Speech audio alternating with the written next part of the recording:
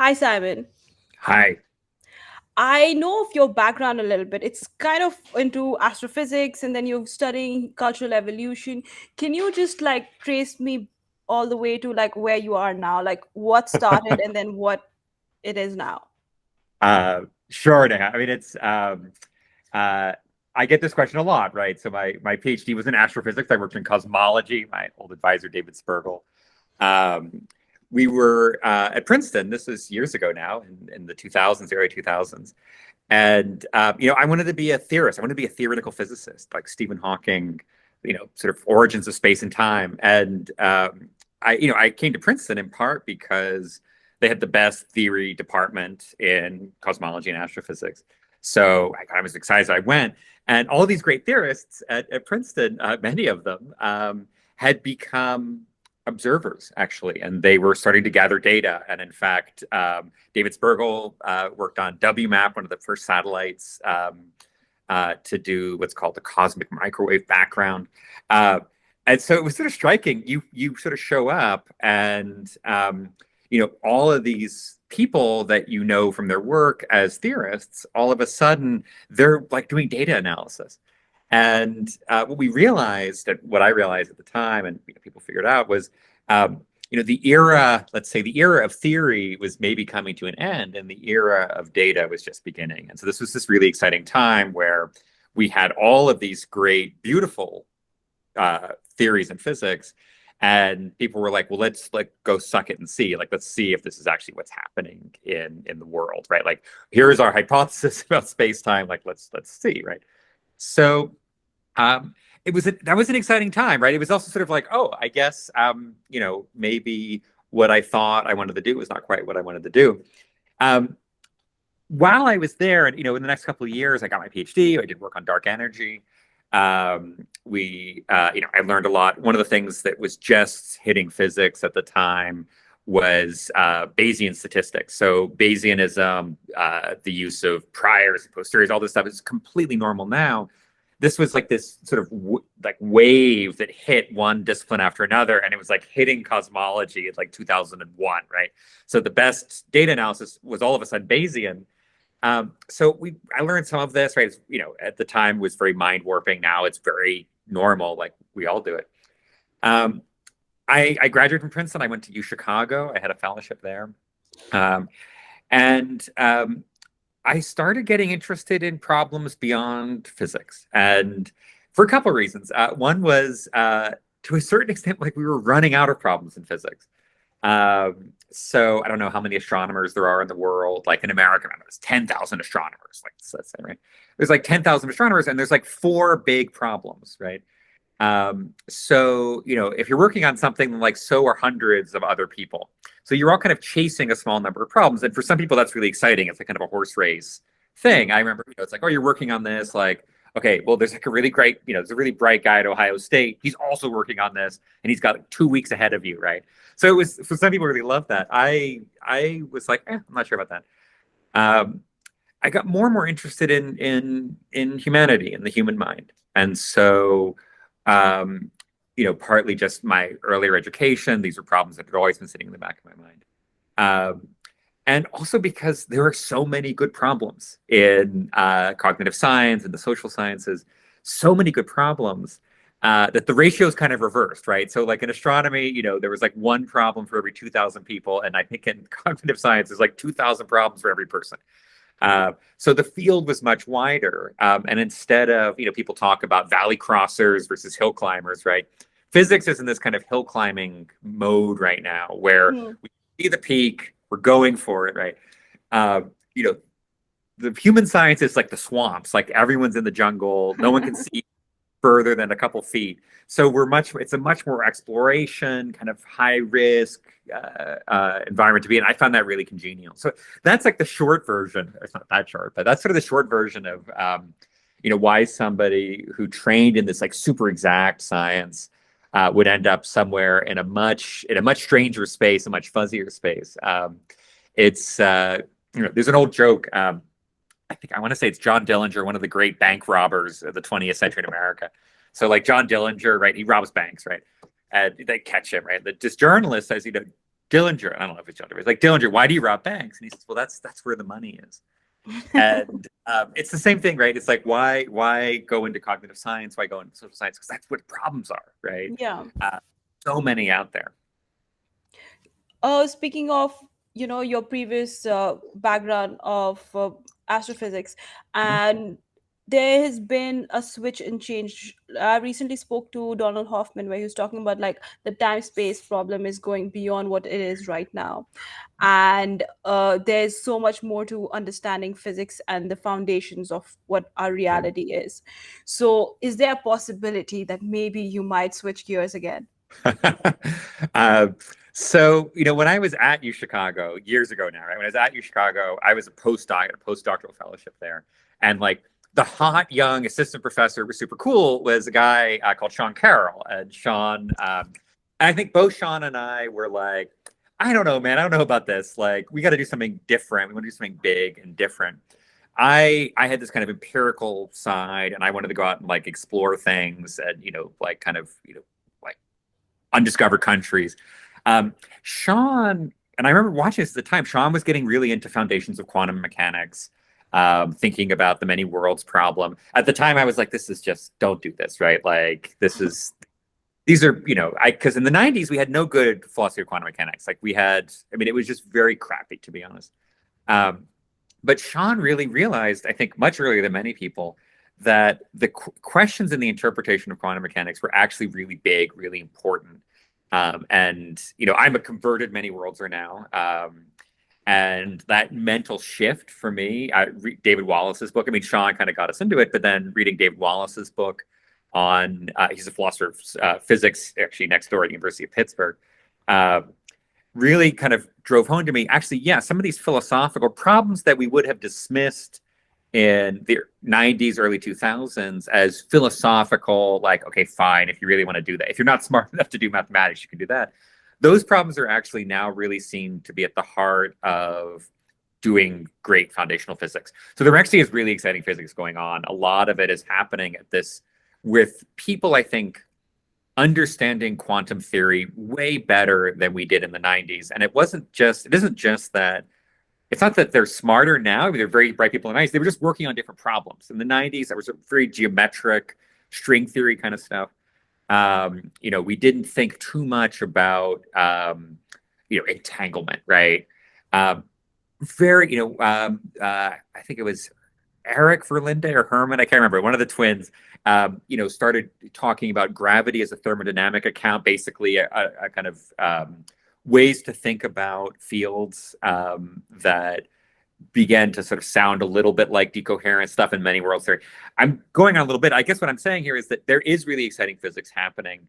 And I think you're right, and your previous guest was right to say, look, these are actually not just mathematical problems, but actually kind of foundational, almost philosophical problems. So if I were to like reboot my career, right, I would go back there and take a look at those questions. Like, what's the relationship between the multiverse that quantum mechanics says exists, is there, right, and ordinary classical experience? Like that boundary between the two is a really interesting place. One of the great people working in quantum computing, David Deutsch, he had a wonderful essay that I wish I had read 20 years ago. He wrote it 15 years ago, so too late, but I wish I read 20 years ago. And Deutsch is basically pointing out, like, look, you have all these string theorists, and if you look at the kind of work they're doing, they're sweeping under the rug some really deep philosophical issues that may actually be the solution to some of these problems. And, look, I'm out of the game right now, but it is, I would say it's, the future for physics is actually, to be honest, really exciting. Just very different from the way we thought it was going to turn out, in 2005, let's say. So what's the change now? So what brought about that, like, that opening of those channels and the way of thinking? And how does that relate to anything else in the world and the way we think? um, yeah, the many worlds interpretation of quantum mechanics it's bizarre and strange. And I remember when I first heard about it, people would say, look, this is not an interpretation of the theory. This is the theory. which is sort of like saying, you have a cult and I have a religion, right? It's just, it's like, okay, right. But now I actually believe it. Like I've drunk the Kool-Aid on this. And so what was exciting about the many worlds thing was you needed slightly crazy people. And like David Deutsch is a little nuts, right? He's nuts in a way I find deeply sympathetic. In fact, Deutsch's work, we do a lot of work right now on the cognitive science of explanations, and that was really influenced actually by a book that Deutsch wrote called The Beginning of Infinity, which is an absolutely beautiful book. So Deutsch is, he's crazy in the sense that he's very interdisciplinary, thinks in many different angles. Deutsch, I think it's not an accident that we started taking the many worlds interpretation seriously when we started getting serious about quantum computing. And when quantum computing started, entering theoretical computer science, entering, empirical, like lab-based work, people trying to build quantum computers, you can't really understand quantum computing. You can't get a feel for it unless you have a really good feel for, in my opinion, unless you have a really good feel for let's say the many worlds theory of quantum mechanics and the many worlds interpretation. That's not entirely true. You can, of course, the mathematics is the same. You can, of course, derive everything. There's nothing you can't say in the Copenhagen interpretation of quantum mechanics that right.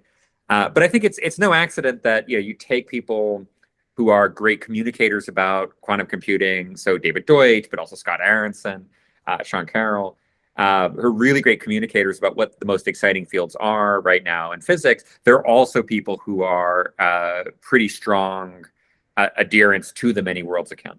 So it's one of those kind of virtuous cycles, I think, where on the one hand, you had kind of the crazy philosophical style that, among other things, like I think of as like David Deutsch, right?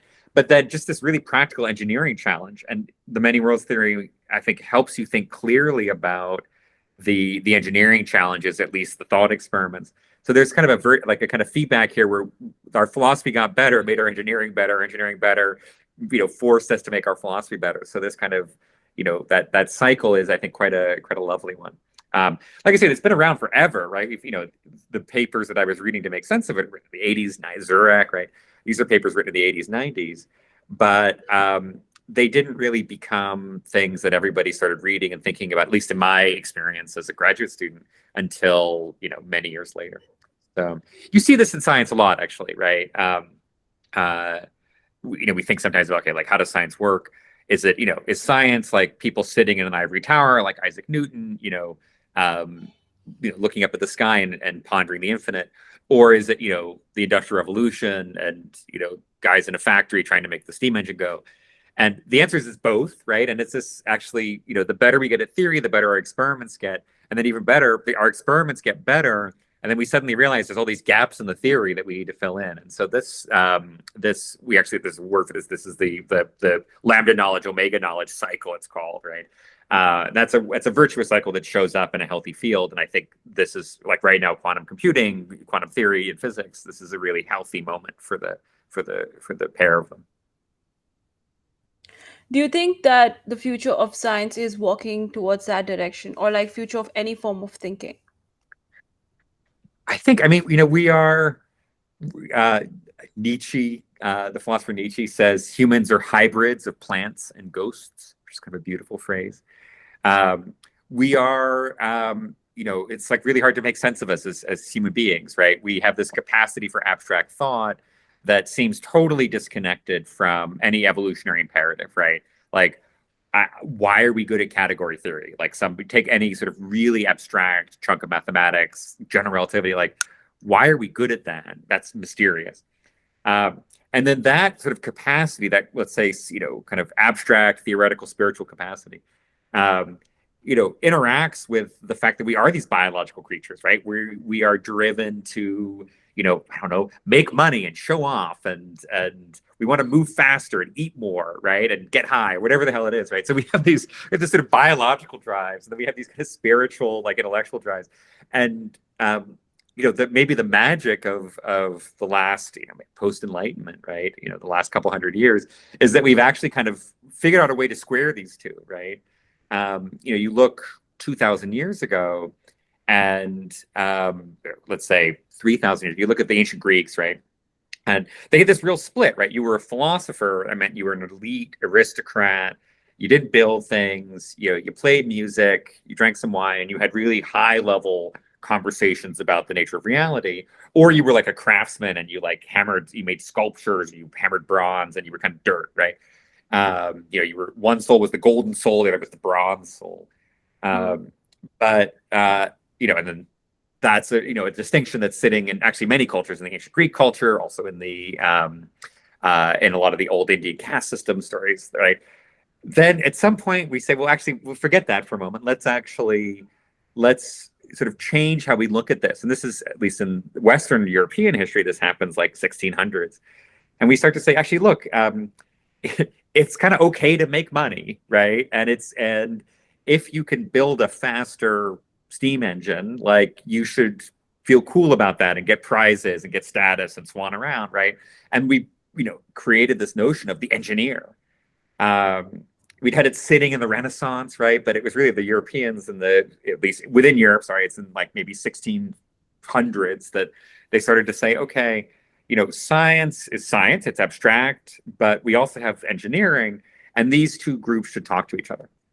And not necessarily lower class or unintelligent or kind of disdainful to work with your hands. So that cycle is, there's always that tension, right? That tension between the two groups is always going to be there. I'm a professor, right? I hate Google. I don't hate Google, right? But like, friends of mine to go into industry, I say, oh, like, I feel so sorry for you. And of course they look at me and I'm sure they feel sorry for me. There's always that tension, and those two groups battle with each other, right? But we've somehow, like, part of the secret to success, it seems like, and it's not just engineering success, but actually scientific success. Like, scientists have no problem saying, oh, good science makes for better products. Like, we have no problem saying that. We tell that to every government we can, right? Like, fund fundamental science so that, you could make, get more taxes from your products. But actually, one thing that scientists don't like to admit so much is that when the engineers invent something cool, that causes the scientists all sorts of problems, right? How so? Well, engineers, they don't know why it works, right? And things will work. And I mean, the classic case right now is machine learning, deep learning. Like, we actually don't know why this works, right? We were, I would say most statisticians, of course, not any intelligent statisticians that I'm friends with, but like most statisticians, I think, would have said, no, don't do this. And in fact, in the neural networks era, I remember years ago talking to people in the 90s, they'd be like, oh, I want to use neural networks, as an undergrad, I want to use neural networks. People were like, oh man, that's like really, like, that's kind of fake, man, don't do that. So then they work, right? And why do they work? Well, the answer is, like, our machines just got faster. And like, literally, like the Xbox, you remember the Xbox, like that gaming console, the Xbox had a really fast GPU, graphics processing unit. This is an old story, you probably heard it, but like, Microsoft was selling the Xbox. And the trick with the Xbox was you sell the machine really cheap, and then you charge a lot for the games, right? And this is like the old thing, like, you sell the razor for cheap and the blades are expensive, right? So they were selling the Xbox really cheap, and then they were making money. Oh, like Call of Duty is like $70. But then these, wait a second, actually we can like buy, 500 Xboxes, right? And hack them a little bit. And now we have way more processing power than we ever thought we would. And all of a sudden we had all this computing power, and we just did the same thing, but just, doubled it, and it started working. And this was, I don't care, I think this was a huge surprise to everybody. Famously, they then sort of, all the people, like, in Siberia who've been exiled for working on neural networks, they suddenly called them up and said, could you come back from the wilderness? They all became, quite famous people. And yeah, this was not something the scientists expected. This was not something we had seen. I mean, obviously it took some adventurous people to try it. But these were people who thought like engineers, right? The engineers think, oh, like, get a bunch of Xboxes and plug them together and like just see what happens. That's a classic engineering move, right? Totally unprincipled. Why should doubling processing power or whatever it was do anything, right? That's like the engineering mindset, right? It's the engineer. I don't know if you know any engineers. Like, an engineer is like, oh, like, what if we, you put gasoline in your car? Like, what if you put like nitrous in there as well? Like, that'd be cool, right? Make your car go really fast. Classic engineering move. And either the car blows up or it goes really fast. tinkering, right? That iteration thing. I mean, in the States, like Thomas Edison was a classic example, right? Edison was not a scientist; he was an engineer, and you want to build a light bulb, like just try like 500 things. Okay, horsehair doesn't work, badger hair doesn't work, mouse hair doesn't work. You keep iterating in this deeply unprincipled way that for a scientist, you're like, that's not no. As a scientist, Mhm. you're meant to, well, the badger ought to work better, therefore we'll try it. Sorry, Neha, you were going to go on.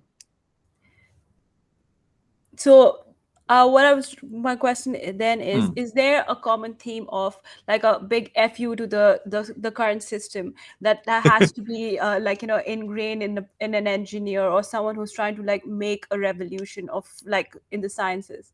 Hmm. Yeah, no, you have to. I mean, um, partly this is about what kind of person do you want to be, Yeah. right? And, some fields really reward, um, like in I think physics is a great example, at least for a long period. Physics is a great example where it really rewarded. It was a very high level, very difficult, sophisticated thing. It took a long time to learn, and you almost want to say like that's like classical music, right? It's like becoming a great violinist, right? And yes, you have style and you have flair, but fundamentally there's a repertoire there, and it's deeply, deeply challenging, right? Like a friend of mine's an old cellist, right? Like there's the cello, right? There are pieces in the cello repertoire that are extraordinarily difficult. You get to that level, there's a couple people at that level, right? It's like running the 100-meter dash, maybe same kind of thing, right? So Yeah. there's some sciences where it's not that they're conservative, it's more like, yeah, you can see the peak, right? The question is how you're going to get to the peak, right? And then in other fields, and I think cognitive science like this, computer science, um, you know, we're not quite sure what's possible, right? And so, sure, I mean, we did this like, the lab here, we were the first people to do work, for example, on some of the historical archives that were coming out of big governments, right? So we got data from the criminal justice system in Britain. And I remember working on that project.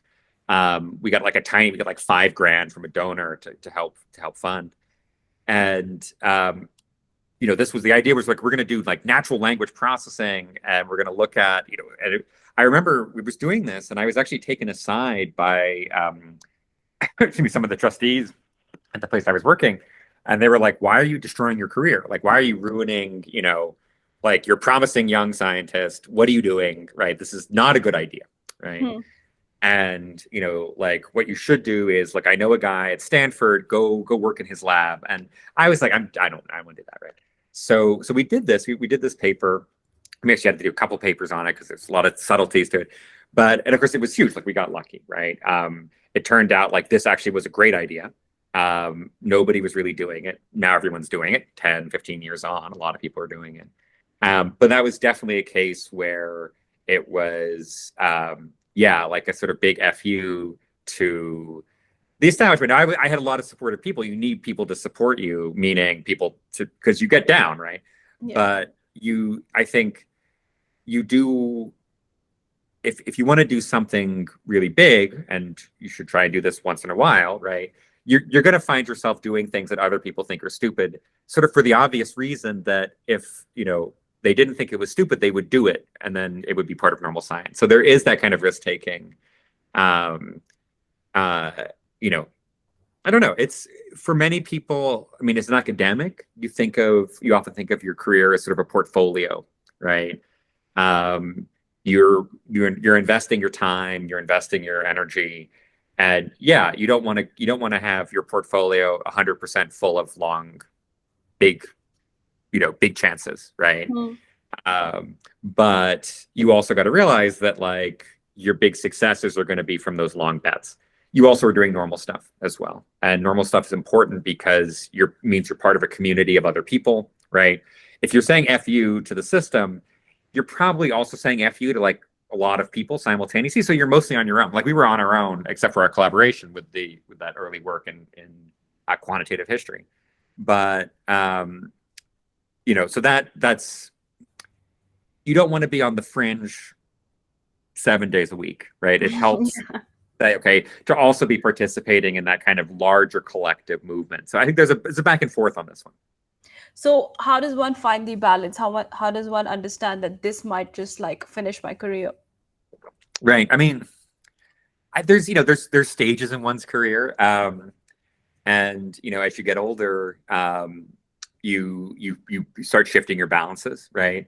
So, for example, you mentor students, right? So with students, you take a PhD student, you don't want to take huge risks with a PhD student because this is their chance to enter the system. Yeah. So you're often a little bit more conservative when it comes to PhD dissertations because you don't want to be like, oh, like here's this great idea that everyone thinks is shit, right? Because 90% of the time it is shit, and now this person's just spent their entire dissertation and they don't have one or no one wants to give them a job. So, but then, okay, then you take like undergraduates, right? Or you take people who finish their bachelor's degree, haven't started their PhD. That's a great time to take risks, right? So you can work with somebody much earlier in their career and just say, look, this may not work. If it doesn't work, we had a good time, right? And then you can go off and do a normal PhD. So it's partly just sort of figuring out, okay, how do you get somebody into the system? Once you hit mid-30s, you're very much in a position where you're not just doing science, you're mentoring others. So portfolios are now joint portfolios. Hmm. There's a couple things there. I mean, depending on, if you're in your 30s, you already understand that you can take risks, but you also have people depending on you to a certain extent as well. Yeah. So you are like now studying culture on a large scale. Yeah. Why is that a human need? It's not just you, but then there's like a drive for us to understand ourselves. Where does this come from? Where does it, right? Why are we we're the most narcissistic species, right? All we do, all we do, like even animals, like it's so rude, right? We study animals mostly so we can understand ourselves. All of our questions are like animals, like, do they have this thing that we have, right? Which, yeah, again, if that is a strange way narcissistic. But yet, why, right? Why are we the philosophical species? And you might say, okay, could you imagine a species that was as successful as ours? Successful in our certain way, right? We live on all 7 continents, right? One more than any other species has achieved. But is there something about what you might call the reflective stance, right? The fact that we are the species that wonders why. Is there something about that, and not just why, like why does the sun rise, but also why us, right? That philosophical turn. What's that relationship? One answer is, it's just accidental, right? But I have a sense, and people in archaeology, anthropology, some of them would agree with me on this, that there are some really deep connections between our metaphysics, our epistemology, meaning like our philosophy, like what do we think is real? What do we think the point of life is? What do we think about what we think, right? So the opinions we have about truth, not just what we think is true, but the opinions we have about why or why not it is true, right? That those kind of very abstract features of our cognition actually have a really deep connection to basic features of our civilizations, right? So if you want to have a civilization that can, of 1 million people, let's say, or 10,000 people or 100,000 people, you want to have a civilization that's stable. You want to have a civilization that can survive a famine. There's some sense, in fact, that these two things might be linked, right? That you actually, if you want to have a large-scale successful civilization, there are philosophical constraints as well, right? One thing that comes up, this is work I'm doing with one of the fellows in the lab here, Victor Poulsen. So Victor and I are looking at the early history of religion. And basically, okay, you go back to the Stone Age and then you go to the present day and you look, there have been many religions and many faiths, many cults in human history. So anthropologists, archaeologists have started to kind of catalog these. The variety actually is really stunning, right? So, there's many religions sort of look the same, but actually there's a great deal of variety. We often, and we underestimate this, right? So I remember I was telling somebody about, we're doing this study, and this person asked me like, do you have the Jews? And I said, well, yes, of course we have the Jews, but actually it turns out like there's like 8 different Jewish sects in our data, right? There's many different forms of Jew. There's like the Essenes and the Pharisees, right? There's a huge spectrum. So even religions that we think of as kind of coherent, Catholicism, we got like 25 varieties of Catholicism sitting in the data. So there's this huge spectrum, right, of the ways in which we've organized our metaphysics, our belief systems. Um, there's a kind of an old theory that sits around, actually goes back to a German philosopher called Jaspers. So the idea that if you kind of you look across the record, you look in history, somewhere like 500 BC, like maybe 200 BC to 800 BC, right? So in that kind of time span, a lot of different civilizations simultaneously had these shifts, like these huge cultural shifts. So the ancient Greeks, for example, invented philosophy. For them, what was philosophy, right? The ancient Greeks invented philosophy. But you also get in Iran, for example, you get the followers of Zoroaster, right? You get the early books of the Hebrew Bible are getting written. You get this shift in Buddhism, the early texts of Buddhism, the Pali Canon are being written. So there's, each of these major civilizations, you get this shift. And in one sense, like ancient Greek philosophy looks really different from like the books of Moses in the Hebrew Bible. These look really different. But a lot of people have started to point out, actually, when you look across Confucianism in China, when you look across all of these religions, it's actually a little spooky because there are a couple features they all have in common, right? They come out of like some kind of indigenous tradition, right? The ancient Greeks come out of some earlier tradition. The Hebrews come out of a certain, previous tradition. But the new tradition, the thing that they introduce in all of these groups, has all these kind of weird things in common, right? So then it's like, okay, what's this kind of weird law of history showing up? And one of the things they have in common is what you might call reflexivity. So you start to ask questions about the world that are why questions. They're questions about why things, like why, and they're also kind of normative questions, normative meaning moral questions. So as a kind of stereotype, before Confucianism, Buddhism, like say the Jewish tradition, Greek philosophy, before that point, what was natural was what was good. And the guy who was leading us, whoever our leader was, he was our leader because he's our leader, right? Sort of kind of an unreflective aspect. Now, of course, every culture, there are philosophers in every culture going back to the deep history of time, and anthropologists have pointed this out. But whether or not there is a philosopher sitting around 10,000 years ago, and okay, some people would say absolutely, of course there were. Those philosophers somehow didn't make it into the culture. But at some point, right, and take Greek philosophy, this is the tradition I know perhaps the best, right? Greek philosophy, all of a sudden, it's like, wait a second, like, not just, he's our leader, but like, he's our leader because, well, true leadership looks like X. And we're going to think about that and reflect upon what a leader ought to be. And then we're going to compare what a leader ought to be to the way the leader actually is. And that ought, right, that moral question, it appears in all the traditions, right? So you see it, for example, in the Hebrew Bible, you've got like the prophets, right? You've got Moses. And Moses is amazing, right? Because Moses is basically telling the Jews over and over again, like, you guys are shit, right? Excuse me. Like, you guys are, you're worshiping idols and all this stuff and knock it off, right? You're trash, right? And I'm going to go to God and God is going to tell you how to live. And in fact, whoever's the leader of this tribe, that person has got to get right with God. Right? You see this in Confucianism, in the Chinese tradition, it's called the mandate of heaven, right? So all of a sudden, in all these cultures, sort of simultaneously, I mean, it's okay, 800 to 200 BC, right? Sort of simultaneously, they all kind of get it, right? And they all, to a certain extent, discover what we would call the transcendental. They all discover what you might think of as this kind of reflective capacity to ask questions about who we are as humans and to compare humans to some kind of, let's say, ideal standard. That just shows up. It's a little spooky, right? Because you're like, did aliens like tell us all? Like, do they all kind of like float down and land? It's actually really spooky in the case of the Greek and the Indian traditions, right? You look at the Upanishads and you look at the Platonic dialogues. There's actually, I remember reading the Upanishads for the first time, and I was like, well, this is really spooky because like this the same metaphors, right?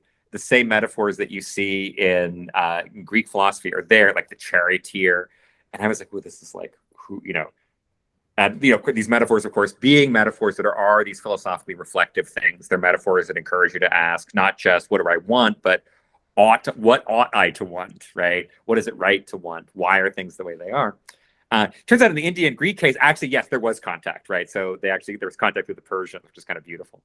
So the Greeks and the Indians actually kind of met in the Persian courts. But in the case of Confucianism, totally independent discovery, right? Case of a lot of these things it just so happened that we all started doing this at the same time.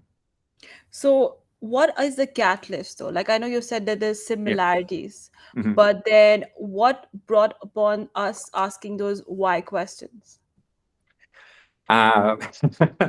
Well, I can give you the religious answer, right? And of course, there's also the non-religious answer, right? So the ancient Greeks, like, why? Well, if you ask, a true philosopher, and I have friends of mine whose religion is essentially philosophy, they'll tell you, well, Socrates came, right? And Socrates has this kind of Christ-like kind of nature. One thing people point out, it's true in the Greek tradition, for example. You have Socrates, right? And he's this kind of irascible, kind of grouchy, sort of somewhat primitive guy, right? And then there's Plato, who's his disciple, right? And Plato is actually kind of wrapping this up. He's a bit aristocratic, right?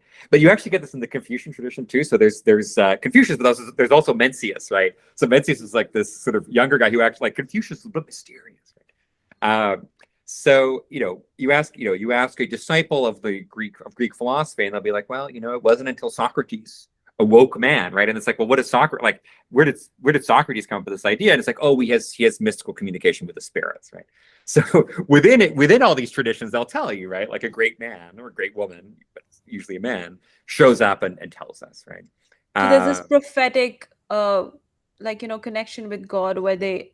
Yeah, exactly.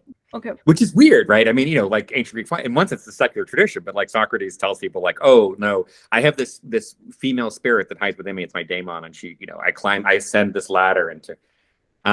There's a different way. You can also think about this. Like, if you look at the Upanishads, for example, they're dealing with all of these older traditions, and what they're doing actually is criticizing them. They're presenting a new way of looking at the world that is what you and I would consider, I hate to say this, like the adult way of looking at the world, right? Look, here's a classic belief that all these religions work out, all these cultures work out, which is you can't bribe God, right? But before that, it's like, you can't bribe God, like sacrificing to God so that, it's like, what does God care about your gold? Like, who like, that's just not an adult thing. And so what's sitting in some of these traditions is they're still making sacrifices, but they're reframing them and redescribing them. And it's like, no, you can't bribe God. Sacrifices aren't, what does God need with you, right? Sacrifices are, let's say, about achieving an authentic relationship, that kind of thing. So that's what the Upanishads are doing, partly, of course. And so in that tradition, you're seeing people become, let's say, dissatisfied with this earlier kind of non-reflective, unthinking tradition. They're dissatisfied with it. And so they're almost like reacting against it. So one answer is, oh, like God comes down and whispers in your ear, right? Or you get inspired, whispers in your ear, and you have this new idea. Another answer is society is changing and the old answers are no longer satisfying. You see this actually in the Greeks as well. So if you look at the Platonic dialogues, right, the sort of, the Upanishads or the Bible for philosophy, you see part of it is Socrates saying, like, oh, my special spirit spoke to me, and here's how truth and goodness works. But you also see Plato, for example, writing about the old Greek myths. And he writes about the old Greek myths, and he says, look, just between you and me, these are childish, right? Like, do you really believe the Odyssey? Like, Athena is arguing with Zeus. Like, this is just lies, right? And there's a real actually contempt for it in the text, right? And you sort of read it, you're like, of course they're all, but for them it's an active issue.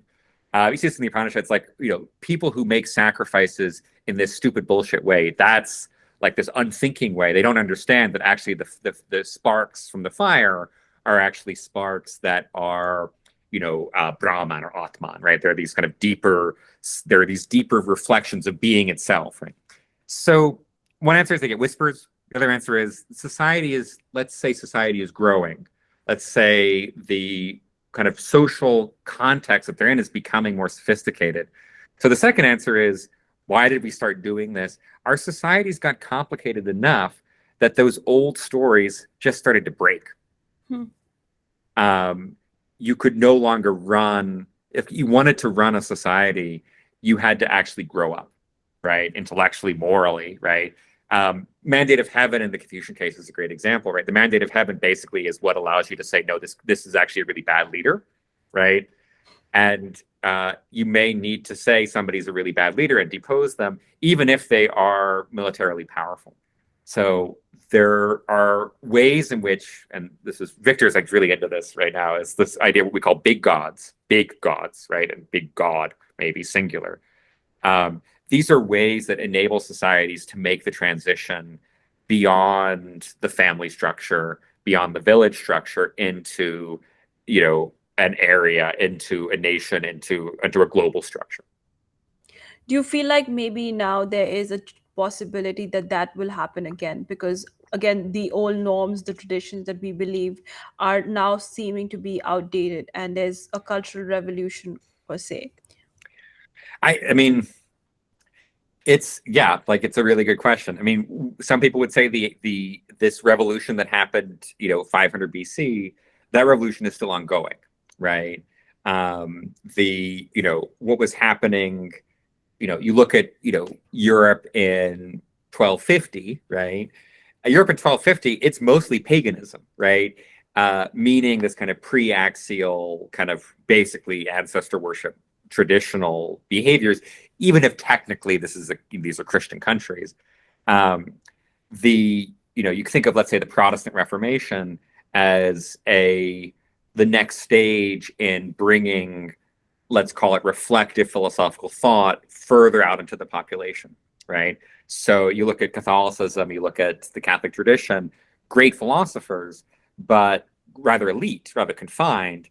Protestantism tries to make this a mass phenomenon in Europe. It's actually extraordinarily successful. Protestantism is also, of course, associated with high levels of literacy, high levels of human development. I say this as a Catholic, right? High levels of human development, enormous industrial success, right? Like people talk about, for example, Francis Fukuyama talks about, how do we get to Denmark, right? Denmark being this kind of canonical example of an extraordinarily successful culture. And like one answer is like, we taught the farmers to read because like we believed that they needed to really check out God for themselves, right? This turns out to be so, you ask, okay, well, what's the next stage? It's a really active question. Talking to people, I was at a very interesting meeting in New York a few weeks ago with Malcolm and Simone Collins. So this is a pair of people who are pointing out that the TFR, the total fertility rate, is dropped well below replacement. And it's dropped so precipitously that this is actually a major threat to cultural stability on decades long time scales. So the statistic I got from Malcolm was, for every 100 people in South Korea today, there will be 6 grandchildren, which is crazy, right? So 100 people down to 6, like you can't run a country with that level of population shrinkage. Japan similarly, but in fact, every industrialized nation in the world has this problem. And the developing nations are not that far behind, right? So in the 70s, we worried there'd be too many people, we'd all starve to death. Now we're worried there's not enough people, and we're all going to die of loneliness, right? And so, Malcolm and Simone are sort of, I see people who are worrying about that. They're basically saying, okay, what kind of world do we want? And not just politically. So they're not saying, oh, we should make laws, right? But they're saying, look, we know that cultures change. We know we're in control of our own cultures. What kind of culture do we want? So that's something that I think certainly the elites used to ask. Like 100 years ago, the British, for example, tried to design societies. I think what we're seeing now is that's kind of open sourced, right? People are now starting to say not just this is what we do, but also like, well, what kind of culture do we want around us, right? So I think that's a place where, and of course, completely facilitated by technological advances like the internet and communication. And if you ask me where's the revolution coming from on that scale, I think that's where you look, right? It's you might say it's people taking responsibility for their own cultures in ways that we have yet to imagine, right? In the same way, like, Socrates, when he was doing this, whatever, 500 BC, um, my dates are not great, but he's doing this in ancient Greece. Like, this looked like nuts, right? Socrates is asking, really basic questions that are simultaneously obvious and questions you're not allowed to or meant to ask. And, famously, he gets killed, right? It's great. It's like the Greeks, like ancient, it's like basically it's like the Christian myth again, right? It's like, Socrates is Christ, right? He gets murdered because he's too, he's asking the hard questions. But you see this again now in the present day, as people are asking questions that in one sense seem totally insane. And, the instinctive response is you're not allowed to ask that, right? You're not allowed to sort of say, well, is our culture not, is our culture, should we change our culture because we're not having enough children? That doesn't sound right. That sounds so odd. Hmm. But there are people asking those kinds of questions. And I mean, it's sort of somewhat beyond politics, right? It's not a left wing or right wing thing. It's almost more like widening that conversation from a small group of elites, making that a public philosophical conversation that is much wider and much more open. Do you think that, like, given the evolution of AI and tech in general, would be the next wave?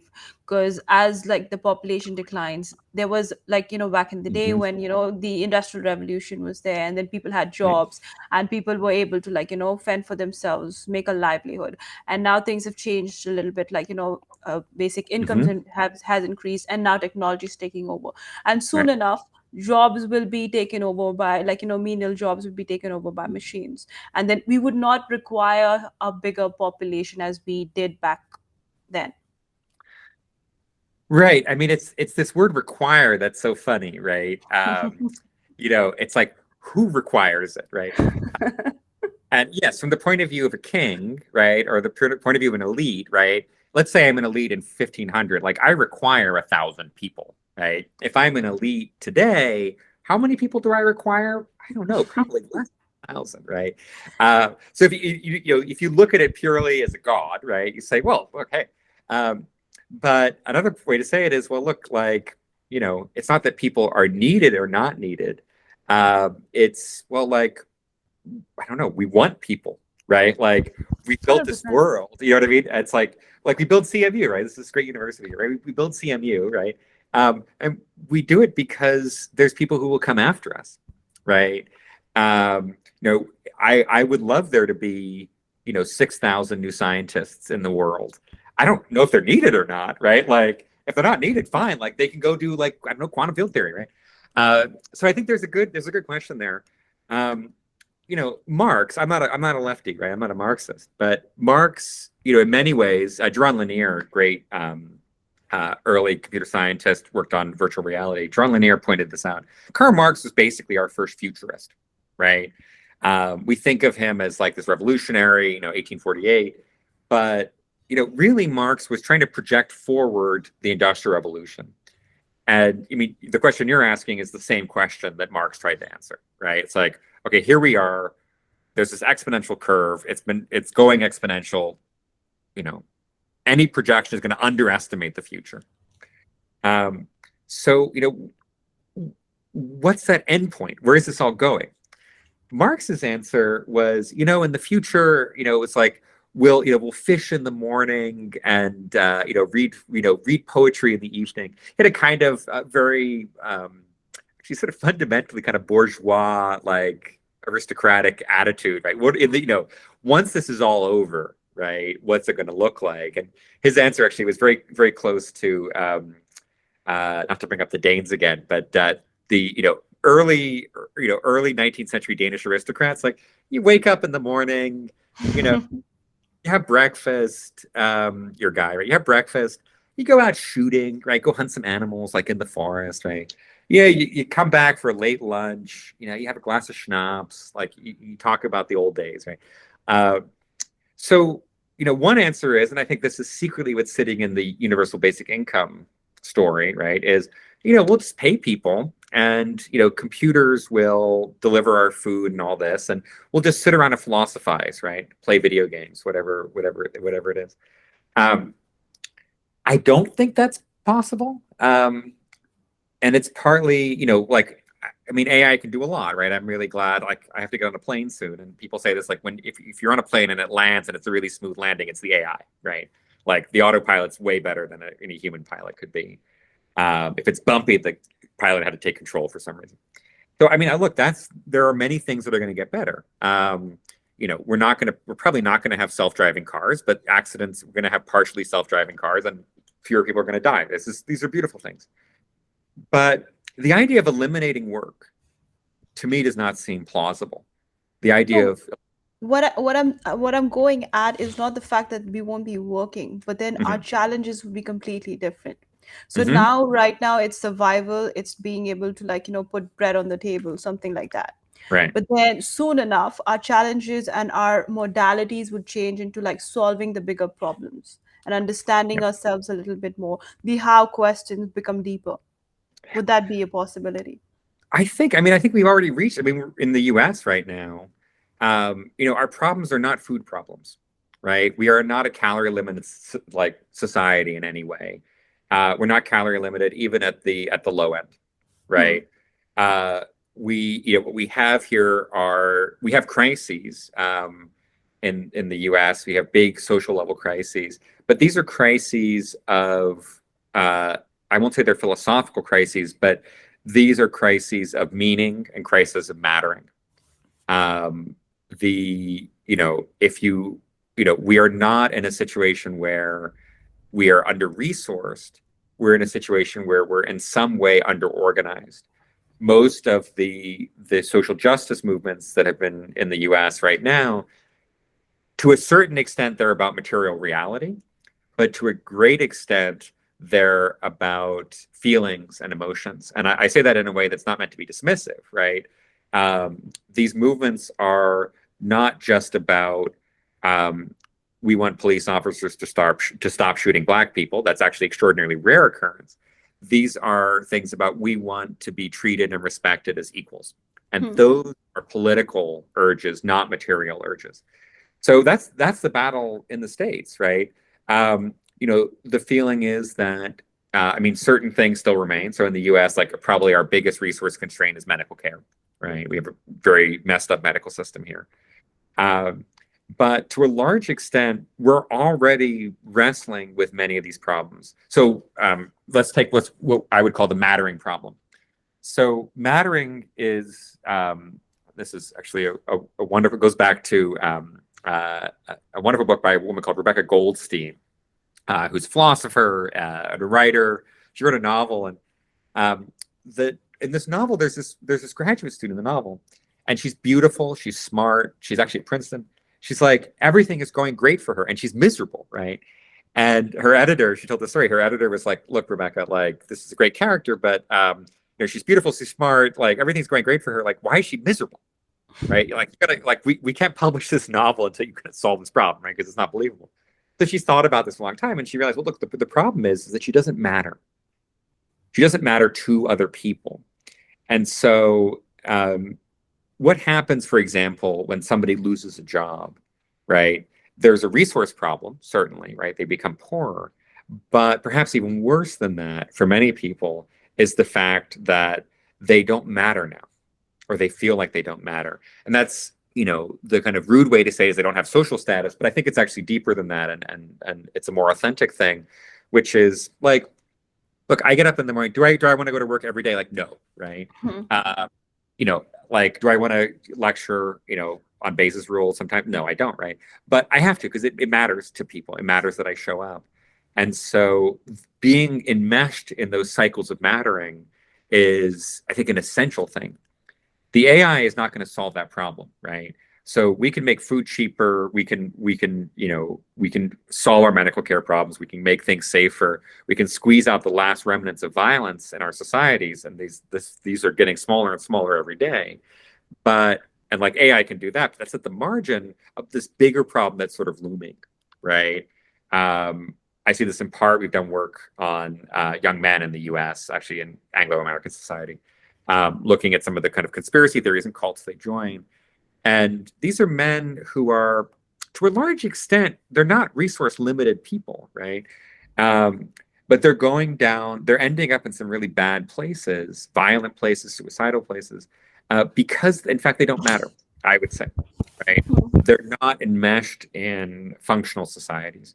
So that's kind of like a long-winded answer, right? It's you know, No, but it. I just want to go back to the f- yeah, yeah, the matter part. So you said that, but like, given if there was like, the AI problem, if it mhm, solves all of this, yeah, maybe we go back to like, basics, where it's family, it's love, it's those hmm, connections, and then you right, matter beyond your job. right. So like take love for example, right? Take family, which is of course a concern for a lot of people right now. Um, so you would think, oh, like, I mean, this is the old sort of novel, right? In the novel, the lovers are kept apart either by, bullshit traditions, right? That's the movies, right? Or they're too poor, right? So, like, those are your two basic stories. Like, one is, Romeo and Juliet, two ancient families that hate each other. So, Romeo and Juliet can't get together. So, tragedy ensues, right? Um, or like the young man loves the princess, but he's got to make his fortune, right? Like that's the second. Those are your two great stories. So where you say like, oh, this is great. Like we've eliminated these two problems, right? Like we have liberal societies, and if your families don't like each other, like move to the States or go to the big city, and you're fine, right? And look now, like you don't have to be rich to have a house or whatever it is, right? I mean, by the by, and like AIs are going to solve this, right? And it turns out when you solve this, actually, people aren't like there's not more love in the world. Like we haven't increased the total love level, right? The total love rate, right? Um, and if anything, it's gone down, right? At least people are less happy with their relationships now than they have been in past generations. And why? Well, like you look at something like online dating, and again, this is not scientific research we've done, but you look certainly at how people talk about online dating online. See, people go on Reddit, right? And this era of abundance, right? This era of sexual abundance, for example, has not made people happier. It's actually sort of been worse, right? Somehow, you know, the provision of more resources, the provision of like giving people what they thought they wanted, uh, has not actually helped them, right? It's actually made them matter less. Like families are getting formed later, people are delaying having children much later. And the sense is that they're delaying children not necessarily because they never wanted to have children, but because they couldn't find the right partner or somehow they felt like they weren't ready to. And then they're in this sort of weird crisis where, people are trying to find ways to have children much later in their lives. And so that seems like something seems to have gone wrong there, right? The I think you're right. For many people, mattering is mattering because mattering to a loved one and then mattering to a family, if that's what you want to do. Like that if anything, that's gone down, right? And so Hmm. I think what becomes really interesting when you look at people who are sort of asking these reflective questions about culture.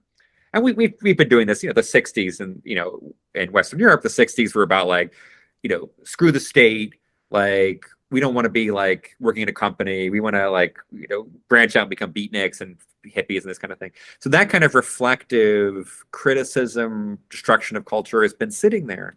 I think you see it now again. People are sort of saying, okay, like, for example, we don't like the messages that we're getting from society about what love is and about what relationships are. So we're going to kind of opt out of that. We're going to create our own communities. We're going to opt out of casual sex on the internet, that kind of stuff. So you're seeing people do that in a way that you haven't seen before. And I think it is this, it's like we thought the obstacle to love was meeting somebody. And it turns out that actually may not be the case. We are able to meet people, like young people are able to meet each other in ways that we've never seen before. And yet somehow this isn't working out. So it's not working out, and then there are like, communities like incels, and then there's QAnons, and Yes, there's yes, people who yeah, follow the big MAGA culture, yeah, and then that's gone completely haywire. And then there's, yeah. how do we know when it's gone wrong? How do you know when you've gone on the wrong path? Right. So it's fine. I mean, the incels are a great example, right? Of um, if you were to, we came up with a term for these kinds of groups called them epistemic counter communities, right? So what the hell does this mean? Epistemic counter community. These are groups of people um, who have formed, whose epistemic standards, and what I mean by epistemic standard is the ways in which they form beliefs, the ways in which they judge something as true or not true, nonsensical, crazy, not crazy. Like, by and large in day-to-day life, like you and I agree on certain standards about what's true and what's not true. We may disagree about what's true and what's not true, but we sort of have a common ground, right? I might say, I believe X. You say, no, no, X isn't true. And we have an argument. And then at the end of it, either one of us says, oh, you're right. Or something else happens and I'm like, wait a second, you're crazy. Or you might say, like, Simon, you're crazy. So these groups that form around, let's say, these kind of epistemic standards where literally they can't interact with the wider culture because of a certain, like, it's not a particular belief, but it's sort of the structure of the belief kind of excludes them. So like the incel culture, for example, or at least the red pill culture, we would try to sort of figure out like, okay, what's keeping them outside the pale? Like one thing that's keeping them outside the pale is they violate a certain set of normative standards for how we form evidence. So like one normative standard we have is testimony is equally valid whether it comes from a man or a woman, right? That's sort of irrelevant, right? Like if a woman tells you X or a man tells you X, like they both have equal evidentiary value. The red pill violates this, right? So like women actually don't have the capacity to testify to reality, right? So it's like that kind of thing, right? So these groups kind of hive off, right, and form their own little planets. QAnon, a very similar kind of thing, right? Where the principles on which you form beliefs are just really different. What sources you trust, what sources you don't trust, what you think is a priori plausible, that kind of thing, completely distorted. And you end up in these kind of weird worlds. You ask, how do you know, right? I mean, there's sort of two answers, right? I'll give you the sort of, the answer my dad would have given, right? Which is like, you kind of know, right? And I've certainly been, in doing some of this research, you encounter people, you have conversations with them, and you have kind of long conversations with people who believe really crazy things. And I remember I was talking to this one young man, and we were having a long conversation about, things that he believed because he was in fact a member of these kind of incel cultures. And at some point he said, look, there's like this little tiny voice inside that says this is wrong. And I was like, I know, right? Like, sometimes you sort of know, like in your heart of hearts, this is fucked up. And I think actually we underestimate that, right? That, some people may have truly gone off the deep end. Maybe there's some intersection, particularly with mental illness. But I think you ask, like, how do you know if it's gone wrong? There's often a little voice inside you that tells you, right? So that's my dad's answer, right? But So go but on. the fear with that is, so like there have been people and historically been like radicalized so much. Like let's just give the Yeah. big elephant in the room example of the Yeah. Nazis. Sure. Yeah. All of them, like Yeah. this was a massive group of people like trying to kill and like completely Yeah. annihilate all the Jews, and this happened openly, and like people just like followed through like sheep following, Yeah. and that worked. And how do we know we are not doing that with I, something? I think this is, I mean, it's a deep question. I was up in Toronto recently. An old friend of mine, Nick Stang, he's a Kantian philosopher. And Nick's huge intellectual, right? Speaks German, all this stuff, right? And I asked him, I mean, it's this great, the Nazis are in some sense the huge puzzle, right? These are extraordinarily civilized people. And I mean, you just ask like these deeply naive questions that, your teacher tries to get you to ask when you're 12 years old, right? And I'm 43. And it's like, I still have the same question. Like, how can you listen to Beethoven and then do this? Like this, what, right? Like, how is this possible? And Nick's answer, well, I won't speak for Nick, right? But it is, I think Nick would agree. It's like this is a puzzle. I think about this. I mean, there's a wonderful movie written about or made about this conference that was held during the war by the Nazis, where they agreed upon what they called the final solution, which is the murder of every Jewish person in Europe, right? The automatized industrial scale concentration camp murder. Now, they've been experimenting with this, right? But the Nazis thought of themselves as civilized people. This is kind of bizarre. They thought of themselves as civilized people, and they sort of sat around this table and like, okay, we're going to do this. And so this was this conference. It was the Wannsee conference. It's held in this mansion outside of Berlin, which is now actually a Holocaust museum, but at the time it was outside of Berlin. And they brought all of the leaders of the different parts of of German society, right? So they had, you know, the whatever the chair of the Supreme Court, like the legal leader, right? Um, they had, you know, the people from the army, right? And they had, of course, members of the SS. So they had this meeting, right? And in the meeting, they're basically planning the final solution. Like they're planning this out.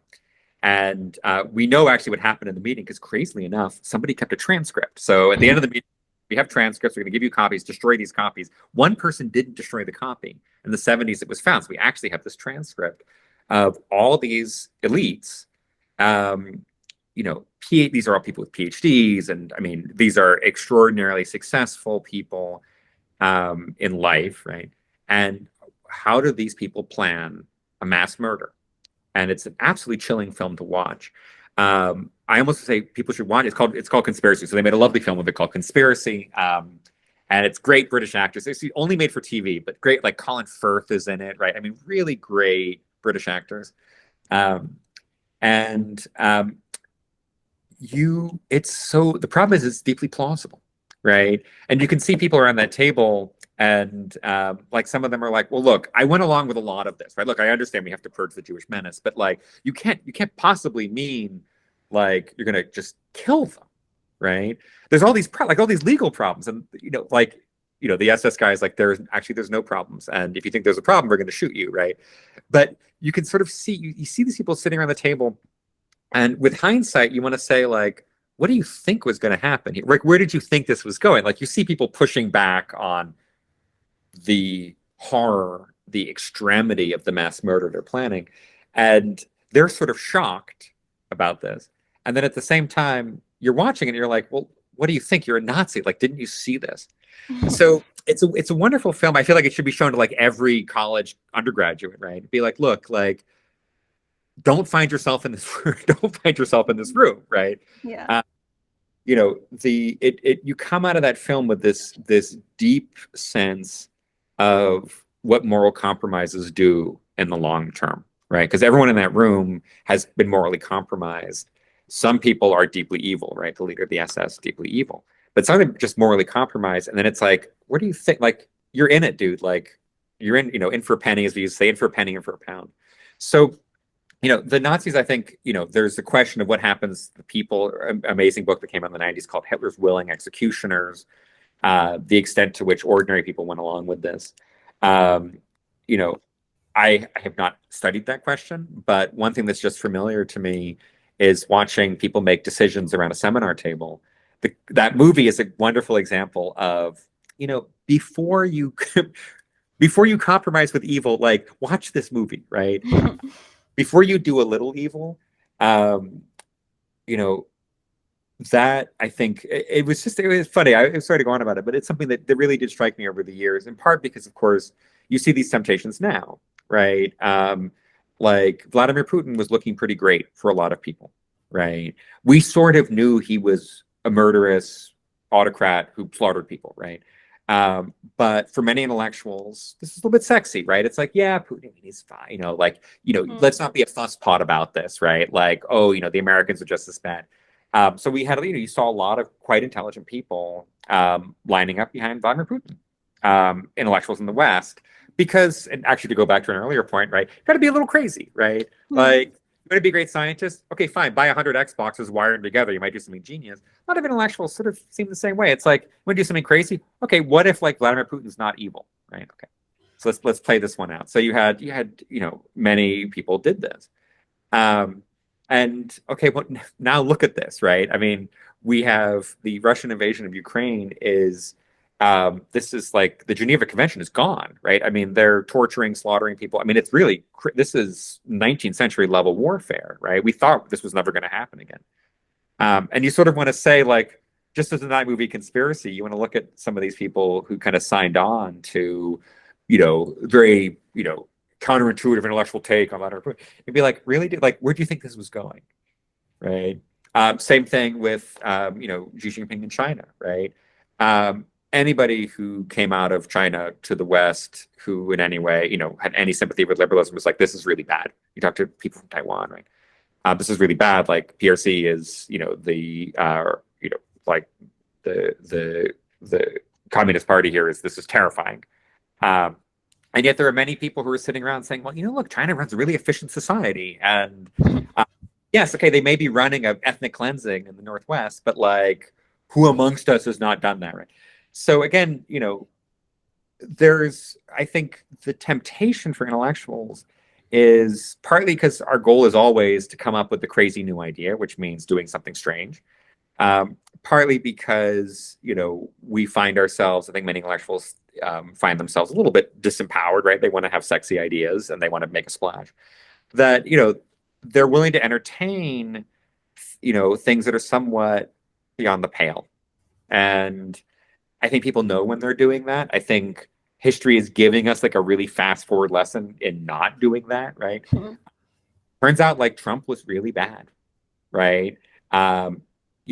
Like he tried to basically run a revolution. He tried to run a coup, right? It's just the guy was so narcissistic he couldn't follow through. So, these like, I think for many intellectuals, yes, you want to say and think really crazy things, and we certainly say and think, a million crazy things all day, right? We speculate on these things. But I think we also have a sense of when I think most people actually kind of know, right? People who were kind of really into Vladimir Putin, I think they sort of knew that this was actually wrong. I don't know. Maybe this is just me. Nick says I have a conscience, right? So maybe this is rare, but I think many people sort of know.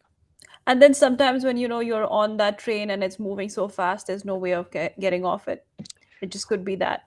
Well, right. I mean, that's what you see in that film Conspiracy, right? It's like they're on the train, right? And I mean, it's the jurist, it's the lawyer in that room who's like, wait a second, I want to get off this train. It's too late, right? You're in that room, and basically the SS guy is like, look, we're going to shoot you if you don't do this, right? At some point, like very subtle threat. People are on these trains, and the train they get on, look, it's very rare that somebody actually has a gun, right? It's you get on a train and it's like, oh, like we're giving you a lot of funding, like what a wonderful lab you have, like when you need another $5 million, right? Look at the minor moral compromises you've made, right? It would be very awkward right now if you decided to break with us since you've published 5 papers with us, right? So, I mean, this kind of stuff, right? Like people get on those trains. One answer is don't get on the train, and you kind of know when you're going to get on the train, right? Don't get on the train, right? But go on. Sorry, you were going to say. It's like the mob, the Italian mob in the US. So like they do you a favor and then it's too late. You're in bed with the enemy. Yeah, I mean, it's as an Italian American from New Jersey, that's not entirely wrong, right? I mean, look, everything is complicated, right? But I think there are really clear places where you sort of know, right? That, and again, maybe this is, only some people know, right? But to me, it seems quite obvious. Like you take your example, I mean, it was essentially true, right? The mafia, as long as you left them alone, they would leave you alone, and that worked for a lot of people, right? It didn't work for everyone, it worked for a lot of people, right? The first thing is it doesn't work forever, right? Because the bill does come due, and the second thing is it's not a great way to run a society anyway, right? Like we broke the mafia to a large extent in the eastern United States, and that was a good thing. But yeah, I mean, you see this now, for example, with Saudi Arabia, right? You see this with a lot of countries who, like, yes, this is like really bad, right? Like really bad things. Like, what are you going to do? Like, you sort of know, right? People know, universities know if they're going to take funding. You see this with, there are unsavory people who want to give scientists money, right? Jeffrey Epstein was the most famous example. With Epstein, it's sort of like, people kind of knew, right? They didn't know the extent of it, but it's like there's a sense that one might have, right? I'm sure his inner circle knew. There's no question about it. Yeah. People who were hanging out with him definitely knew. I mean, any woman who encountered him, as far as I can tell, not every, but I mean, for example, when Epstein visited the media lab at MIT, like the women in this were like, "Get this guy out of here! Like, there's something off. Like there's something wrong about this man." So it's a tricky thing. I mean, we've drifted into the moral question here a little bit, right? I mean, yes. You asked a deep question, right? Which is, how do civilizations go wrong, right? And the Nazis, in one sense, like the Germans went deeply, deeply wrong, right? Um, and what's, how does that happen? My answer to you was a much more personal answer, right? Which is, Hmm. I don't know. Right? I can tell you what it looks like for the elites, right? And elites in that broad sense of people who have some decision making capacity. Um, it's you know how that works on a large scale. It's something I don't think we really have a good answer to. I mean, what I would say is that, I mean, academics, this is endemic, right? Academics underestimate the intelligence of the ordinary person continuously. And so or at least quantitative academics, let's say, people who, kind of model people socially, right? Model them mathematically. So I don't know what the answers are. I think there is probably a continuum where, the when you watch that film Conspiracy, that's all, people with PhDs, people in the Supreme Court, right? Very high level people. Um, my sense is that the same kinds of things happen all the way down at the village council level, right? Hmm. So that's not something that's just restricted to the 0.1%, but this is something that is a much more widespread thing. It's the village council has their own version of this, very much the same as the elite of the elites. What is the Bayesian model and why has it been used to understand cultural evolution? Why is Bayesianism so great? So good. This is a good question, right? So we're talking about normativity. We're talking about what ought to be, right? Um, Bayesianism is um, it's a model of how people ought to think. The model of how people ought to reason. And in the same way, logic is a model of how people ought to reason in certain situations. So logic, says like, if you believe A and you believe B, then you should believe A and B. And then you're like, well, no shit, right? Like, how is this? And that's logic, right? I mean, logic is, I mean, yes, you can do a PhD in logic, but it's pretty simple, right? The basics, deductive logic, right? Um, so Bayesianism is, and it took a long time for us to discover this, right? Bayesianism is the extension of logic to the domain of uncertainty. So, like, you might say, why use logic to analyze human thinking? And the answer is, well, look, logic is how we ought to think. People aren't always logical, but like, it's really useful to remember that if you believe A and B, then you should also believe A or B, right? Things like that. Um, so, like, logic is a good sort of standard, right? And by analyzing people according to that standard, you can see how they deviate. Bayesianism is the same thing, but for reasoning about uncertainty. And it's actually a huge puzzle for me. When I teach Bayesianism, I always ask the same question, right? Pose the same question, right? So the West discovered logic with Aristotle, essentially. Like Aristotle basically just says, look, here's how to do deductive logic. Like it's just A's and B's and all this, right? Um, but we don't really discover Bayesianism until essentially like 1750, I think, is when the original paper comes out. It's published in the Journal of the Royal Society in the UK. But actually, it's published, but no one pays any attention to it, and it's not until like 1950. So like 200 years have to pass before we actually understand the contents of this paper. It's one of the longest delays in science, right? Usually, someone publishes a paper, everyone works out what the hell it means, and they do it. But this is one of these slow burn kind of things. Um, so it wasn't really until the 50s, 1950s, that we kind of put all the pieces together to have an account of how people ought to think under conditions where they are uncertain about what's going on. So logic only works when it's about certainty. A is true, right? If A is true and B is true, then it's true that A and B is true, right? So, but under uncertainty, it's like, well, A is maybe true and B is maybe true, but like A and B could actually be super true or super untrue. It really depends, right? So the things have to fall apart. Bayesianism gives you a way to basically tells you how you ought to deal with those quantities. So that's great, right? It's like the discovery of logic, right? It's that big. It's sitting underneath basically all of AI these days, right? Implicitly or not, this kind of probabilistic approach. Um, so why do we use it all the time? We use it in part because it gives us a standard, right? We can now talk about, instead of simply describing how people reason, we can now say, okay, look, here's a puzzle. Here's how people ought to reason. It's called rational analysis. Sometimes the political scientists call it rational choice theory, right? Here's how people ought to reason. Here's how they're actually reasoning. And either they match, in which case, oh, that's fun, right? or they don't match, and now you're like, well, wait a second, why are they deviating? Is it that we don't understand what they're really doing? Is it that they're truly irrational, right? So when that gap opens up, now we have a kind of standard to compare them to. So in a funny way, it's almost like Bayesianism is sort of like, it's like a thermometer, right? Like, why is temperature so important? Well, temperature is like, we can sort of measure how much heat is in the system, right? We can measure how much reason is in the system with the case of Bayesianism. So that's kind of a long-winded answer.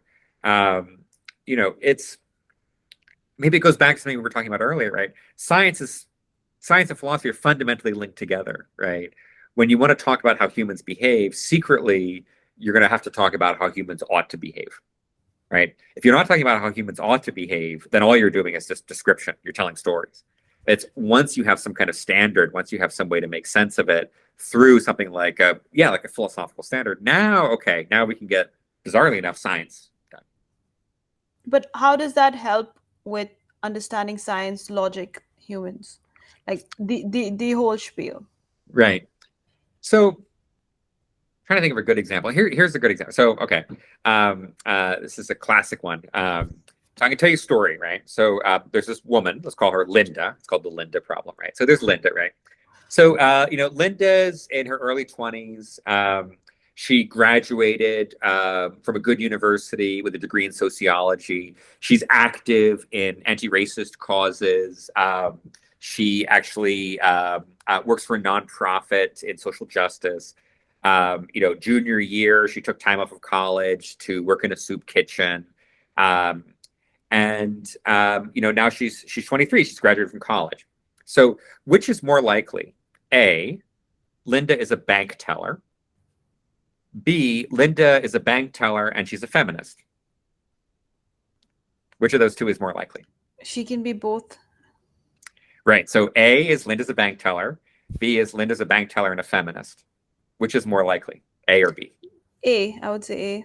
Good. Okay, good. You are one of the few people on the planet who correctly solved this problem, right? And it's like, well, it's more likely that she's a bank teller. But in fact, many, many people will say it's more likely that she's a bank teller and a feminist. And as you correctly pointed out, the conjunction has to be less likely, equally or less likely than the basic, right? If Linda's a bank teller and a feminist, then logically, Linda is a bank teller. So B is true. If B is true, A is always true. And there are certain rare situations in which, like, I don't know, Linda's kind of a sociopath, right? And only A is true. But most people will say, like, yeah, it's more likely that Linda's a bank teller and a feminist. So this is a great example. People generally violate the normative standard. They don't reason, as you do, Neha, correctly. So what's going on? Right. Now that we know the normative standard, right, we can start to say, okay, well, what are they really doing when they answer the question that way? Like, one is like they're sort of not making, they're just like, whatever, they're answering randomly or something. But it's actually it's not like people say 50-50 A, 50-50 B, right? Like 90% of people say B, right? So we ponder this, we look at this deviation. Now we say, okay, look, we have to explain this, right? We have to explain why people are being, and then this leads to something called a big theory in psychology called about representativeness, the representativeness heuristic. So that's given us this angle in to, for example, how the mind represents the world. By probing this mistake that people make, we can start to sort of get a handle. It's almost like you want to see how something works, we'll break it, right? You want car works, right? Break it. Now, that's not always a great idea, right? You want to see, we do this all the time in biology, right? You want to see how a mouse works, like give it cancer, right?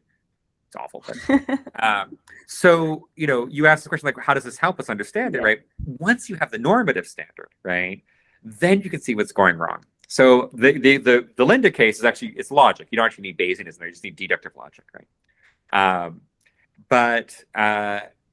For example, like take conspiracy theories, right? So we did some work on this, like looking at how people evaluate the truth of a claim. We know how they ought to do it, right? But when people make errors, some of the errors actually lead to people into what we might think of as conspiracy thinking, right? Here's an example. So this experiment was done a couple of years ago, right? So you remember Princess Diana? Actually, she's obviously back in the news because we're kids. So Princess Diana, right, in whatever it was, 1997.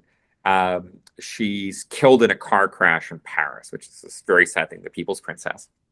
So, but there are conspiracy theories, right? And so one conspiracy theory is that she was killed by British intelligence, right? Mm. So that's one conspiracy theory. Another conspiracy theory is that she's still alive, right? And so what's kind of funny is you can induce conspiracy thinking in people. And what they'll do is they'll increase their degree of belief in the fact that she was killed by British intelligence and that she's secretly still alive, right? So bizarrely, it's sort of a kind of, it seems on the surface bizarre, right? The person's both more likely to think that she was murdered by MI5 and more likely to think that she's secretly still alive. And you're like, wait a second, wait, is she alive or dead, right? Yeah. And so that on the surface, that seems irrational, right? Like that's sort of seems funny. You're probably thinking like that's not irrational because you're very smart, right? So you're like, okay, actually that's totally consistent, right? There's three theories, right? One theory is like the world is pretty much the way it seems, and then there's two alternative theories. And the person just doesn't believe the world is the way it seems, right? They have this kind of prejudice against the normie, received wisdom. And because they have the prejudice against these two, the other two theories rise, even though they actually predict really different features of the world. Yeah. So that's a case where, like, you look at conspiracy theories, and that seems, on the surface. I remember when I first read about this paper, it was actually a philosopher was sort of making fun of it. They were saying, like, look, isn't this crazy? People think that she's like more likely to be dead and alive, and it's like that's not quite right. Normatively, that's actually fine, right? The conspiracy theory there, like, or the way these people are thinking, the way they're judging evidence. It's actually still normative, right? It's leading to crazy conclusions, but the structure of it's just fine, right? And so that's a case where it's like we can see people in some sense reasoning correctly, right? But reasoning crazily, right? So that's another a way into this problem, right? One way we use Bayesianism is, okay, this is what you ought to do and you're not doing it. But another thing we can do actually is this, you're doing something that seems really weird, but actually it's completely normative, again, meaning rational in some sort of abstract sense. So those are the kind of games we play, right? We need some kind of ruler, right? A sort of ruler of reason. And then we can say, actually, like, here's a case where like people just feel they're being totally reasonable. Of course, it's more likely that she's a bank teller and a feminist. They feel like they're being totally reasonable, but actually they're not. Right. And the other case is like it looks like people are being totally irrational, but in a funny way, actually, they're being totally reasonable. Like their reasoning circuit is doing just fine. But that's kind of a long-winded answer for you. So how does one know they're being tripped up?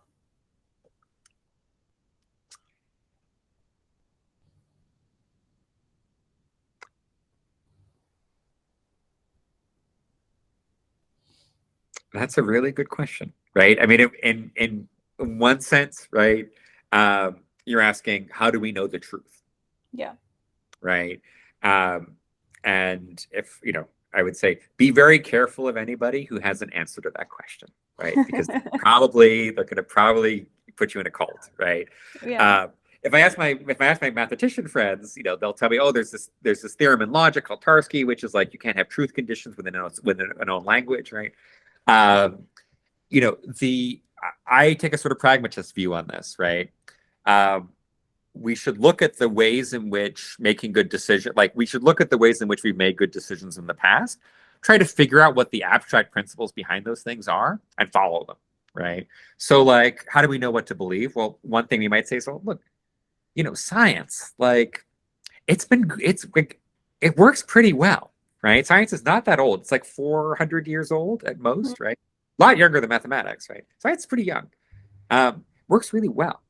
Like, what are scientists doing, and can we do that, right? So this actually, there's so say, when does science really begin? Like, let's say 1660, founding of the Royal Society in Britain, at least in the West. So, in the early 1800s, people sort of asked the question you did, and they said, science, like, this is great. Like, what's the secret, right? Clearly, science has been 150 years. This is awesome, guys, right? But like, what's the principle? So actually, a philosopher of science actually invented the phrase scientist, a guy called William Whewell. William Whewell wrote a book called The Philosophy of the Inductive Sciences. And he's basically like, let's just go through like the the greatest hits of like the last 200 years and be like, how did we do this, right? It's almost like the coach in basketball. He's like, how did we win all these games? Like, what's the secret, right? So that's, so here, and so we've thought about that a lot. David Deutsch is somebody we came up with the question in the context of quantum theory. David Deutsch has really thought about this too. Like, how does science work? So one answer is that, right? It's like, let's look at our success. Like, what are the things that have led us out of error in the past, right? And sort of for many sort of metaphysical things, like science has done pretty well. It's now you say, okay, well, is there a set of rules? No, actually, I think that's wrong. Like when you're in grade school, you're taught there's a scientific method and it's this recipe. It's not a recipe. You work this out very quickly, right? But there is some kind of rough set of heuristics and principles and ethical stances that you take as a scientist seem to work. That's one answer, right? Doesn't always work, right? I mean, this is why this question, well, like the Nazis, right? Like the Nazis were actually great scientists, it turns out, right? Mm-hmm. If they hadn't persecuted all their intellectuals, like they could have won the war, right? But then they wouldn't have been Nazis. Then you say, okay, look, for some things, like science is not going to help us, right? For ethical questions, for example. So then you're asking, well, how do I know what is morally true, right? It's morally right. Because when we say, well, how do we know what to do, what to believe? Some things are just truth statements, like okay, this pen, it's a red pen, or like my brain works this way versus that way. Those are kind of truth claims about material reality. But then we also make truth claims about moral reality. We say, look, that's it's true that killing people's wrong, right? That kind of thing. So how do we know those things? How do we know what's our moral intuition? That's like actually a really hard question, right? In the news right now is all the effective altruists, right? And I think the error that's made there is this idea that we could actually mathematize morality, right? There's a kind of fantasy, I think, that people have in the EA movement that science is solved. It's not, but that's kind of the fantasy. Science is solved. We have the recipe from science, and we're gonna turn that crank and get the ethical actions out. Turns out it doesn't work. But then we're left. I remember talking to a friend of mine's a moral philosopher at the University of Pittsburgh, and it's great. Like I bring her all of my great moral arguments, and she's like, "Well, like actually, no. Like that's like law utilitarianism, and okay, that's deontology." The question of how we know what's morally right, I think, is a much pragmatically speaking, it's a much harder one. I mentioned this to you talking to, an incel in New York, a couple months ago. At some point he says, look, there's this little tiny voice inside me that says this is wrong. And I'm like, yeah, yeah. So maybe he needs, like, one principle is like, listen to the little tiny voice. Yeah. Not satisfying, right? Like there's no heuristic here. I mean, maybe there's a bunch of heuristics, but there's no meta heuristic either for how to make your way through a sea of falsity, right? Except perhaps, and this is the pragmatist view, right? Except a certain kind of humility with respect to abstract thought. So, what is the role of explanation in rules then? Because it seems to be nothing is so like strong because you have to again keep going back to yourself and ask that question. Then what's the purpose? What's the purpose of explanation? So this is great, right? So I think you get two answers, right? One answer, which I really love, is that explanation is fundamentally interpersonal, right? I believe things for certain reasons. When I'm forced to explain them to you, really, we call this argument making, right? That's a totally separate task. So the example I often give, right, like I might think I have a friend like who should be on your podcast. He's really smart, right? Like Nick, right? Nick should be on your podcast, right? I believe this, right? Now, the reason I believe this is like a total mess, right? I've known Nick for years. Like he's an old friend. We've argued together in college, right? Now I have to give you a reason, right, to get him on your podcast, right? So I'm going to explain why. And that actually is going to be completely different from why I believe it, right? I believe Nick's great, but if I have to explain why Nick's great to you, like that's going to be this huge challenge, right? And it's going to be this kind of interpersonal task of transmitting information to you, but more than just information, right? So this is something called the argument theory. The idea is that explanations are actually externalizations of reason. We explain things to ourselves, but actually the prior task is explaining it to others. And then later we get a little fancy and we say, oh, like, let me pretend I'm a stranger. I'm going to explain it to myself. But actually, fundamentally, explanation of things we do for others, right? So that makes explanations political, right? They make them social. And explanations really are about getting agreement. So that's one answer, right? The other answer is explanations are the search for laws in nature, the search for laws in the world. They're a way of going beyond prediction. So I often contrast predicting something versus explaining something. Um, you know, engineers, stock market people, like they want to predict. They want to predict the stock market. The engineer wants to predict whether or not the building's going to fall down, right? So we have these what are called prediction tasks.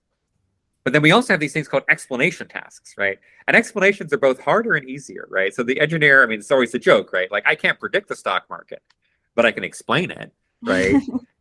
Like here's the Bitcoin price, right? Crash, right? I can't predict where the crash was, right?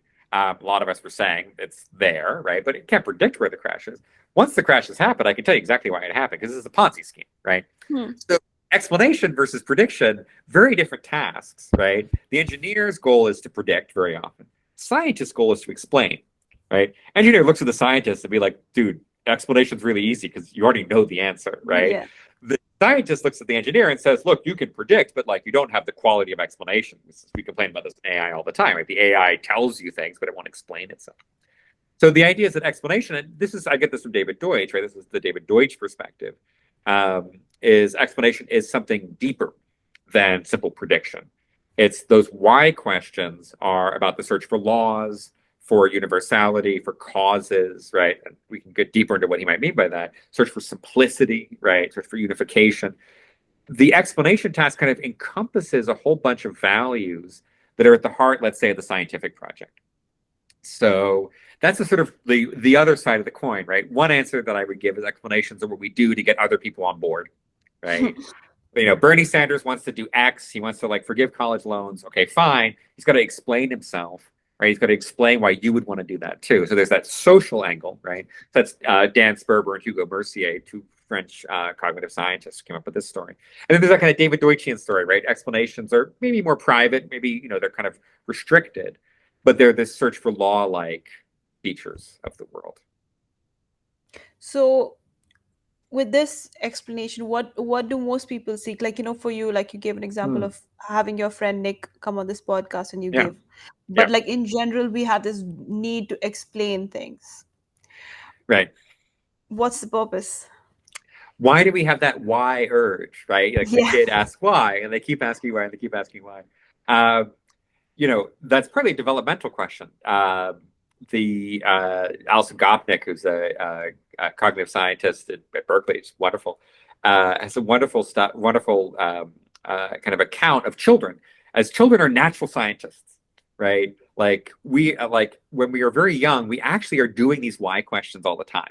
And in fact, they do experiments with kids, and the kids are actually solving problems in a way that's, in some sense, more scientific than adults, right? So you might think of the scientist as the kid who never grew up, right? Like kind of the why questions never stopped coming, right? They somehow like sort of in some funny way immature. Then you could say, okay, well, why do children ask why, right? And one answer is that they need to kind of train up quickly on the environment, right? Adults can navigate mostly by heuristics and rules, right? But children actually they need to train up. They need to learn those heuristics and rules. And the most effective way to learn things is to seek explanations, right? So why do kids ask why? They ask why because they need to learn quickly, right? We're carnivores, right? So we don't have to learn as quickly. But I mean, this is so joke like your giraffe, right? Like you have a baby giraffe, like the giraffe's got to learn to run pretty quick, right? Because there's lions out there, right? Like it needs to be ready to go. We have a longer period, right? As coming out of the primates, right? We have this longer period where because our mothers and fathers have teeth and claws, right? We can spend time during development learning in a kind of helpless state. So why questions? I mean, maybe you get the sense yourself. Like why questions often make you helpless, right? Like if I get on the bus, right, and like I don't know, I don't have bus fare, right? I can start asking why I don't have bus fare, and I can ask the bus driver, why is it that you're not gonna let me on this bus because I don't have bus fare, right? Like I'm not gonna get on that bus that day. Yeah. Like I'm old, I have to walk home, right? Like why questions make you really powerless, right? If you're on the bus, you don't have bus fare, stop asking why. Just ask somebody on the bus, hey, does anybody, I had to do this once at Oxford. Hey, anybody have 50p? I need to get them, like this, like pitch this bus, right? Someone gave me 50p, right? Or, it's like, yeah, or like, look, just between you and me, like, I'm really fucked. Like, you see me all the time. I'll give it to you next time, right? Solve the problem, right? Don't ask why, right? Hmm. But when children, because they're protected, they're in these kind of safe environments, right? They ask why all the time, and it's somehow like you say, well, why does this die out, right? And maybe one reason it dies out is we get traumatized, right? We get hit. Other is maybe it's naturally developmental, right? Yeah. Um, I do think, I mean, scientists, we are required to be adults. Like we have to respect people, take care of people. We're responsible, right? We have to show up to. Turns out you can't be late to class if you're the professor, right? You can skip class if you're the student. You can't gotta go to class. Right? So we have to be adults, but there is a certain kind of childlike aspect to the people who keep asking why long after the time to stop asking why has passed. Um, so yeah, I mean that's the why do we ask why? And this is a question you brought up at the beginning of this thing. You asked like when did culture start asking why, Yeah. right? And now you're asking at the individual, the developmental level, the same question. Going back a bit again. Mhm. So the AI question, the question about having like, a reduced population, cultural evolution in general, and then the ability to ask the question why. Do you think Mhm. maybe culture will evolve in such a way that we would be protected by the society by itself? And then we can again ask the question why. I think there's. I mean, it's a you're sketching out this kind of beautiful science fiction future. You remind me a little bit of Ian M. Banks, the science fiction writer. And these beautiful novels. What do you call it? The Culture, which is in one sense the culture is this kind of whatever future civilization where the AIs are doing this, right? Like AIs kind of solved all the problems, right? And of course, then the puzzle is if AIs have solved all the problems, like these novels should be really boring, right? And yet they're not, and he generates tension and drama and excitement despite the fact, right? Um, my sense is, I mean, it's tempting. I mean, I tend to agree with you, right? It's like great, the AI is going to solve everything, right? And we'll have high-speed trains, and we'll go hiking in the woods, and as Mark said, right, we'll fish in the morning and philosophize in the afternoon. Uh, but I'm not sure that's what everybody wants, right?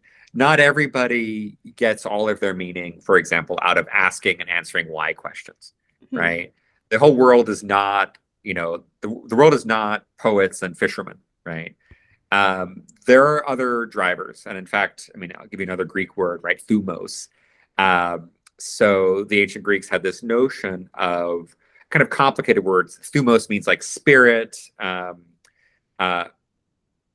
honor, maybe pride, but it's this kind of driver that you see in some people. It is the drive that, in many cases, for example, shows up in the drive to dominate, the drive to conquer, the drive to be better than others, right? So like my goal when I was a student, right, I always wanted to be the dumbest person in the room, right?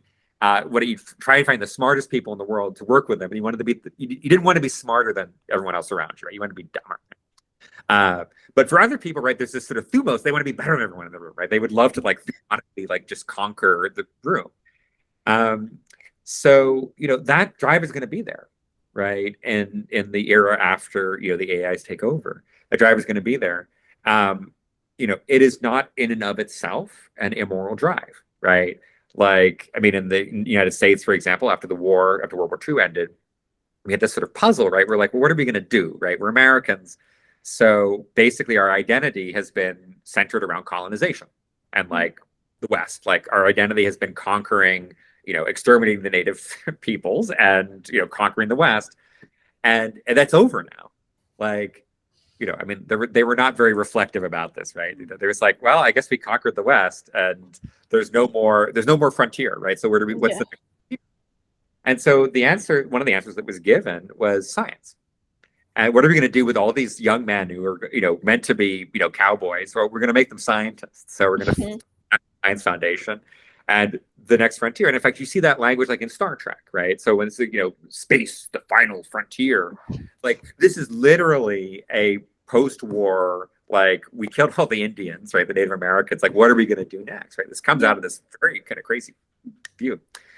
So we are going to have that problem, right? We're going to have the problem that not everybody is happy, philosophizing with his and her friends. Other people will have these drives for status, these drives for dominance.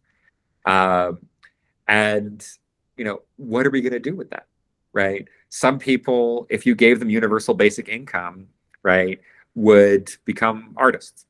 And many people do. And in fact, we know we will have more artists, but other people will, if they're not given the opportunities in a structured way to exercise that honor spirit, that kind of violent, what Machiavelli called virtue, vir, this kind of this thumatic power. What are they going to do? Well, one thing is that they might become criminals. The other thing is they might do drugs, right? They're going to, if they can't, in the same way, if you prevented a scientist from doing science, they would become miserable, fucked up people. If you prevent somebody who has this drive, right? A lot of venture capitalists, San Francisco, right? Like, yeah, that they say they want to, I don't know, revolutionize, like food delivery systems. They just want to win, right? They want to get out with the most money on the other side. If you prevent those people from doing it, what are they going to do? Well, they're going to start wars. They're going to get really into Vladimir Putin.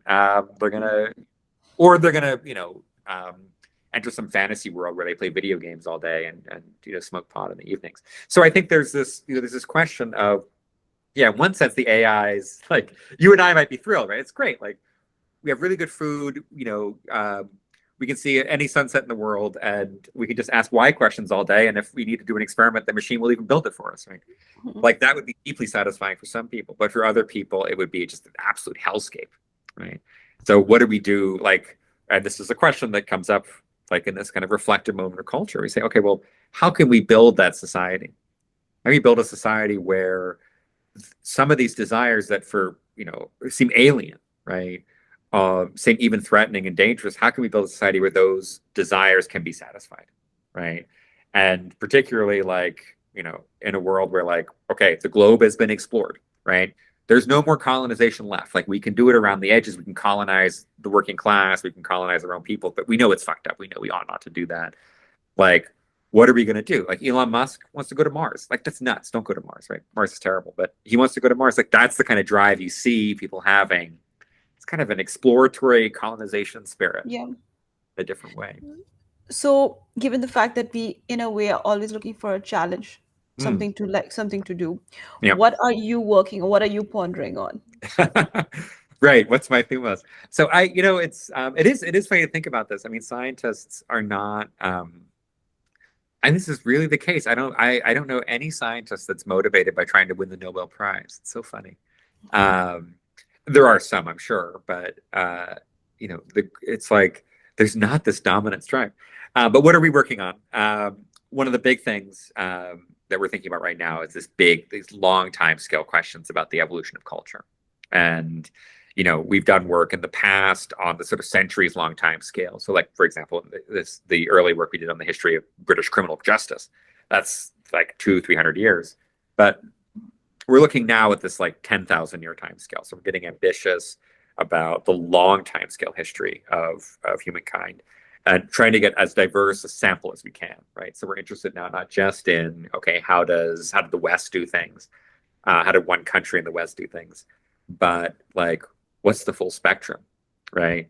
How did people do things? Like, how did the Aztecs do things, right? How did the Spartans do things? How did these ancient maternity cults, right? How did the Longhouse do things, right? And the Iroquois. So really getting this much more global, multicultural perspective on the sort of variety and diversity of these cases. I mean, every human civilization is weird, right? I mean, the one you grew up in makes total sense, and then you learn about another one, and it's totally insane, right? So I remember, when I first learned that the Ottoman Empire, right, all the bureaucrats were slaves, and they were non-Muslims, and you're like, what? Like, that's insane, right? Like, but no, like there are, the diversity in the way in which one can organize a culture. What we're trying to do now is just give people, we call this landscape, right? Trying to map the landscape of cultural possibility. Like, what is that space? What are the constraints? Like some things you think would be crazy, like the Ottoman Empire, the way it organized itself as a bureaucracy. You're like, this is literally like, if this were a science fiction novel, I wouldn't believe it, right? So some things we think of as inconceivable totally happen all the time. Another example of what's inconceivable is child sacrifice, right? So religious groups in certain periods of history sacrifice children. Like, this is insane, right? Like I can't imagine being in a headspace where I would like go to church and like kill my baby. But this is something that happens. It happens, in the archaeological record. So some things that are inconceivable, people do, and some things that seem totally normal, people don't do, right? And so trying to map that out, trying to draw from data sources, really diverse a range of data sources, talk to anthropologists, archaeologists, historians. So we're trying to integrate that into a larger mathematical model of what is possible. So we have a paper, it'll be out soon, it'll be out in the archive, and I'm very excited. But just kind of first attempt to apply some of these new mathematical algorithmic techniques to these kind of really crazy data sets that are sitting out there with just, yeah, it's like, space is not as strange as people, right? Like out in space, okay, yes, there's supernova, it's kind of odd, right? But people are really strange. And try to bring some kind of taxonomy to that, trying to go back to an earlier comment you made. We're trying to explain culture, right? We have these records, and maybe a good way to sort of end this discussion, right, is to say a wonderful quote I heard. A friend of mine is an anthropologist, archaeologist, said, "Oh, there's this quote we have in archaeology, and the quote is, it's not what you find, it's what you find out." And we have all these findings, we have all these records of these civilizations, and what we're trying to do is find out, okay, what are the underlying laws, like psychological laws, cultural laws, game theoretic laws, maybe, that are making some cultures happen and some cultures just be non-viable. So anyway, that's our big excitement the last couple weeks here in Pittsburgh. Not to take away from your paper, but what are the laws? What makes one culture one way and the other? To be answered. So, I mean, okay, like one thing we find, I mean, take these extreme practices is an easy one, right? Take these extreme practices. It turns out the extreme practices tend to go together, right? So, for example, like some religions, the people who are members of the religion, not necessarily all of them, but like maybe the priests or some special subgroup, have to castrate themselves. The men have to castrate themselves, right? So this happens, right? It's kind of nutty, right? So that's a kind of extreme practice, kind of very violent, self-violence, right? In other cases, religions might have self-sacrifice, meaning you have to, under some conditions, you have to actually kill yourself as part of the religious practice, right? So you got child sacrifice, self-sacrifice. You have something called grave co-sacrifices, right? Like these are a group of practices that it turns out like you get one, you tend to get the other, right? Religion, like if you're going to castrate your priests, like you're probably going to sacrifice children. Not always, but that's like it's like a warning sign, right? So they are like all violent in a way. Yeah, and violent in different ways. Like in some sense, you might think, well, why is castration? Like, but actually, it turns out that like these things seem to go together, and they go together in part for cultural reasons, part for psychological reasons. Here's another example, right? You can believe in a God that watches you, right? If you believe in a God that watches you, you tend to believe in a God that also punishes you, right? These two things go together, right? And you might think, like, in one sense, so obvious, right? If God's watching, he's probably judging, right? But once you're like, well, it doesn't have to, right? Like, God could just be like, he could be admiring his creation, right? And whatever you do, God's fine with it. Actually, no, it turns out like if there's someone watching, there's also someone judging. So that's maybe a kind of a cognitive one. You can play around with this, right? So what we're looking right now is, okay, can we dig into this? The challenge for figuring out the laws is, okay, you have a cult that does castration, you have a cult that does child sacrifice at the same time. You want to ask yourself, is this just an accident, right? It just so turned out like we only have a small number of these samples and they all come from this part of the world, and in this part they just happen to do it. What you love is to see, okay, you have this over and over again, different parts of the world, when it happens, right? These two things go together. So it's this kind of statistical problem of saying, are these things going together because of some underlying law? Or is it just that like our data is really super correlated, right? If I told you, oh, look, it turns out like a God that watches is a God that judges, and you're like, that's great. And I'm like, all of our samples are Christian groups in France. You're like, well, no shit, Simon, because they're all Christian. Like that's stupid, right? But okay, now data set, okay, we look in Papua New Guinea, this is what happens. You look in like, native tribes, indigenous tribes in the American West, right? When you start to get the coverage, you start to say, okay, these are things that happen in disconnected cultures over and over again, okay, now we're starting to see a law. So that's the challenge for us, right? We definitely get this sense like violence maybe begets violence, right? If your religion is such that you violate your body in certain ways, like other things are going to start to go along with the ride. The other thing we get actually interesting is this relationship between small scale and large scale rituals. Large scale rituals, like you all go to church together, let's say. Small scale rituals are in the privacy of the home. You maybe light some incense, right? So the relationship between those two, weaker, it turns out, right? So there are many religions that have large scale rituals, but no small scale ones, right? Many Protestant religions, for example, Catholicism, I got to check, depends on the group, but like most Catholic groups, large scale, but not small scale, right? Because there's kind of a centralized state control here, right? We don't want people having spiritual experiences like secretly, right, in the back. But one of the things we see is when you get the dissident religions, right, they often have the small scale, right? So you get a sect that might split off of like Sunni or Shiite Islam, right?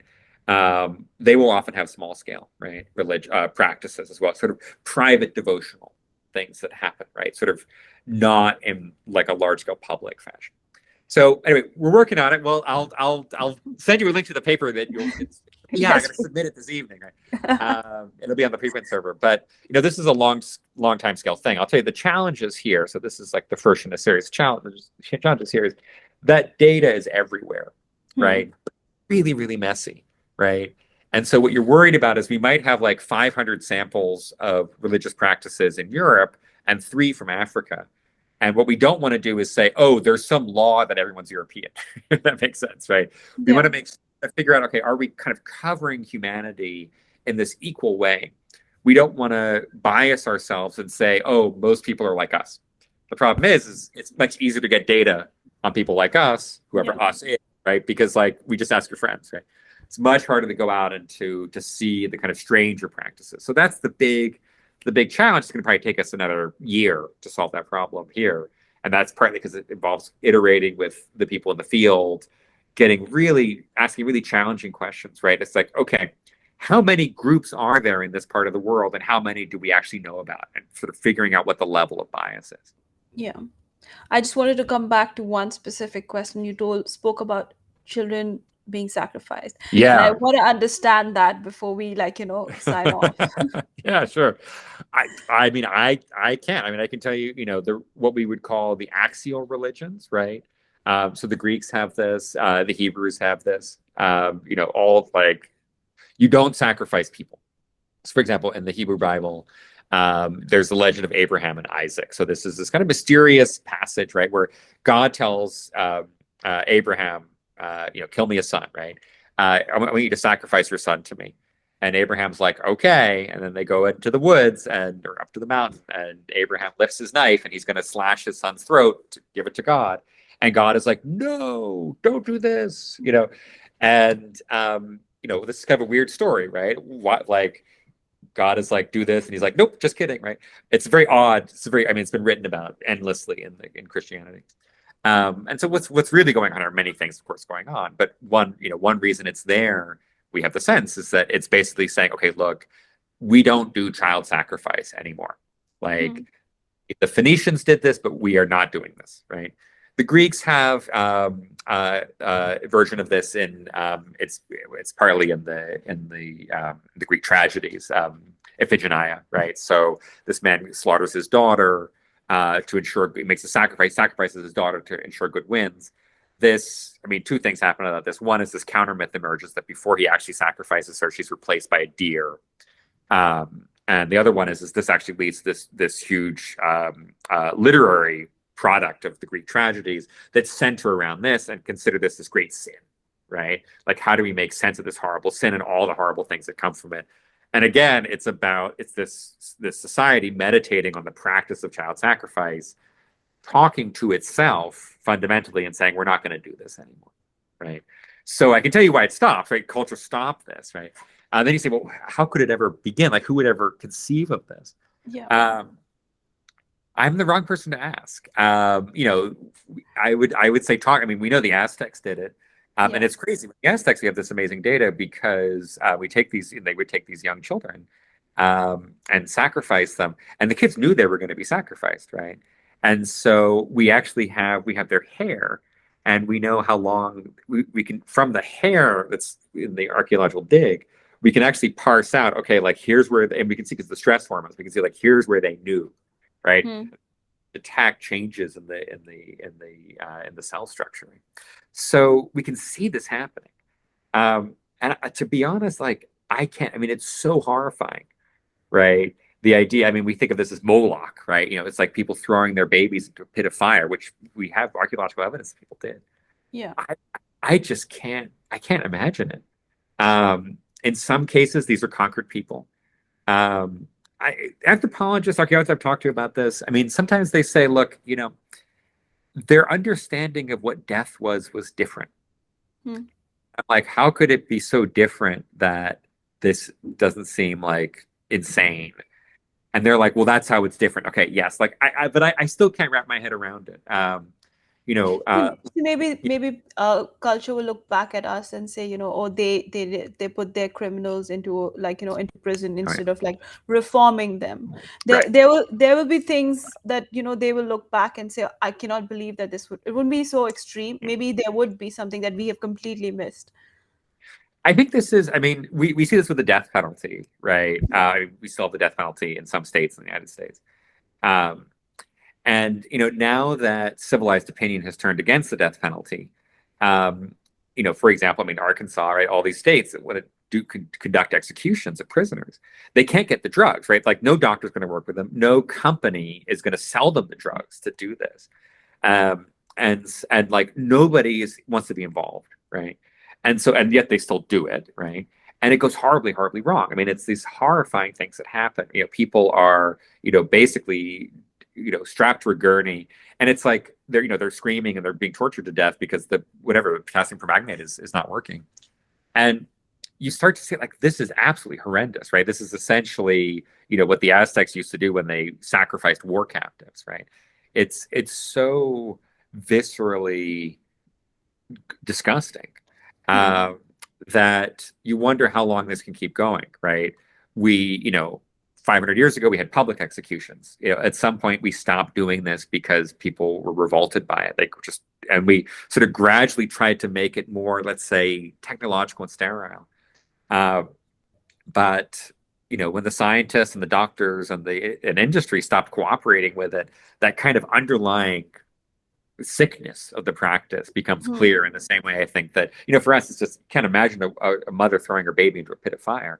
Yeah. Uh, in the same way, I think people can't imagine like how could a how could how could they do this, right? Like how could you strap someone to a gurney and they're, you know, you're pumping them full of like this acid, and I mean it's crazy, right?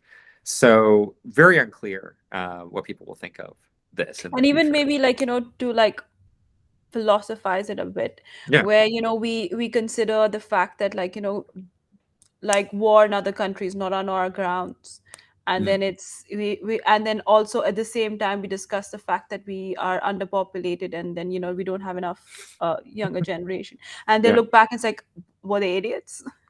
Right, right. I mean, I'll give you one last example. This is, I think that Steven Pinker brought this up. So there's an old British philosopher. I'm pretty sure this is Hume, David Hume. Um, so, you know, Hume talks about morality, and he says, look, you know, and he takes this very obvious. He says, look, you know, imagine you talk to someone, you go to, you know, go to Edinburgh, you go to your friend, he's in Scotland, you go to Edinburgh and ask your friend, which would you prefer? You lose your pinky finger or a million people die in China? And he says, well, no one's going to lose their pinky finger. Who gives a shit about these million people?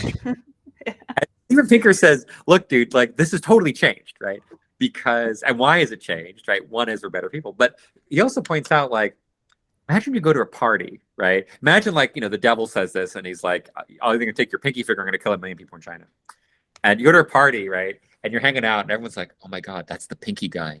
That's the guy. Look, he's got the pinky. He killed like a million people in China. Like you couldn't, like, you know, even if you didn't want to lose your pinky, like the social shame, right, would be like, take my goddamn pinky, right? So he points out, right, it's not just that we become morally better, right? It's also, you know, like you're sitting there, it's like, and you know, it's like, I don't know, I really want my pinky finger, but like, can I, you know, if anybody finds out, right? Like Yeah. I'm just done, right? So that's, we've changed philosophically maybe, but let's not give ourselves too much credit. Like it's also like, let's make it more extreme, right? You want to lose your leg or a million people die in China, right? Like, okay, that's really tough, right? But at the same Hmm. time, could you really walk into, could you really walk in public with your leg and everyone's like, oh, that's China guy. See his leg, a million Yeah. people right there. Like it's just different. Like society has changed as well as our moral intuitions, and it's often hard to tease the two apart. True. Makes sense. Uh, So where can people find your work? Anywhere. I mean, I'm off social media. I think everyone should get off social media. And I've talked about this a little bit. I think I would just say to your listeners, try going without a cell phone for 24 hours once a year. Like people go without food. I understand there's fasting in many religions. Like try going without your cell phone. You'll learn a lot. Um, but yeah, we maintain a lab website. There's a blog associated with the lab. We often, of course, we're always looking for people to join the lab if it's the right time in their career as an academic.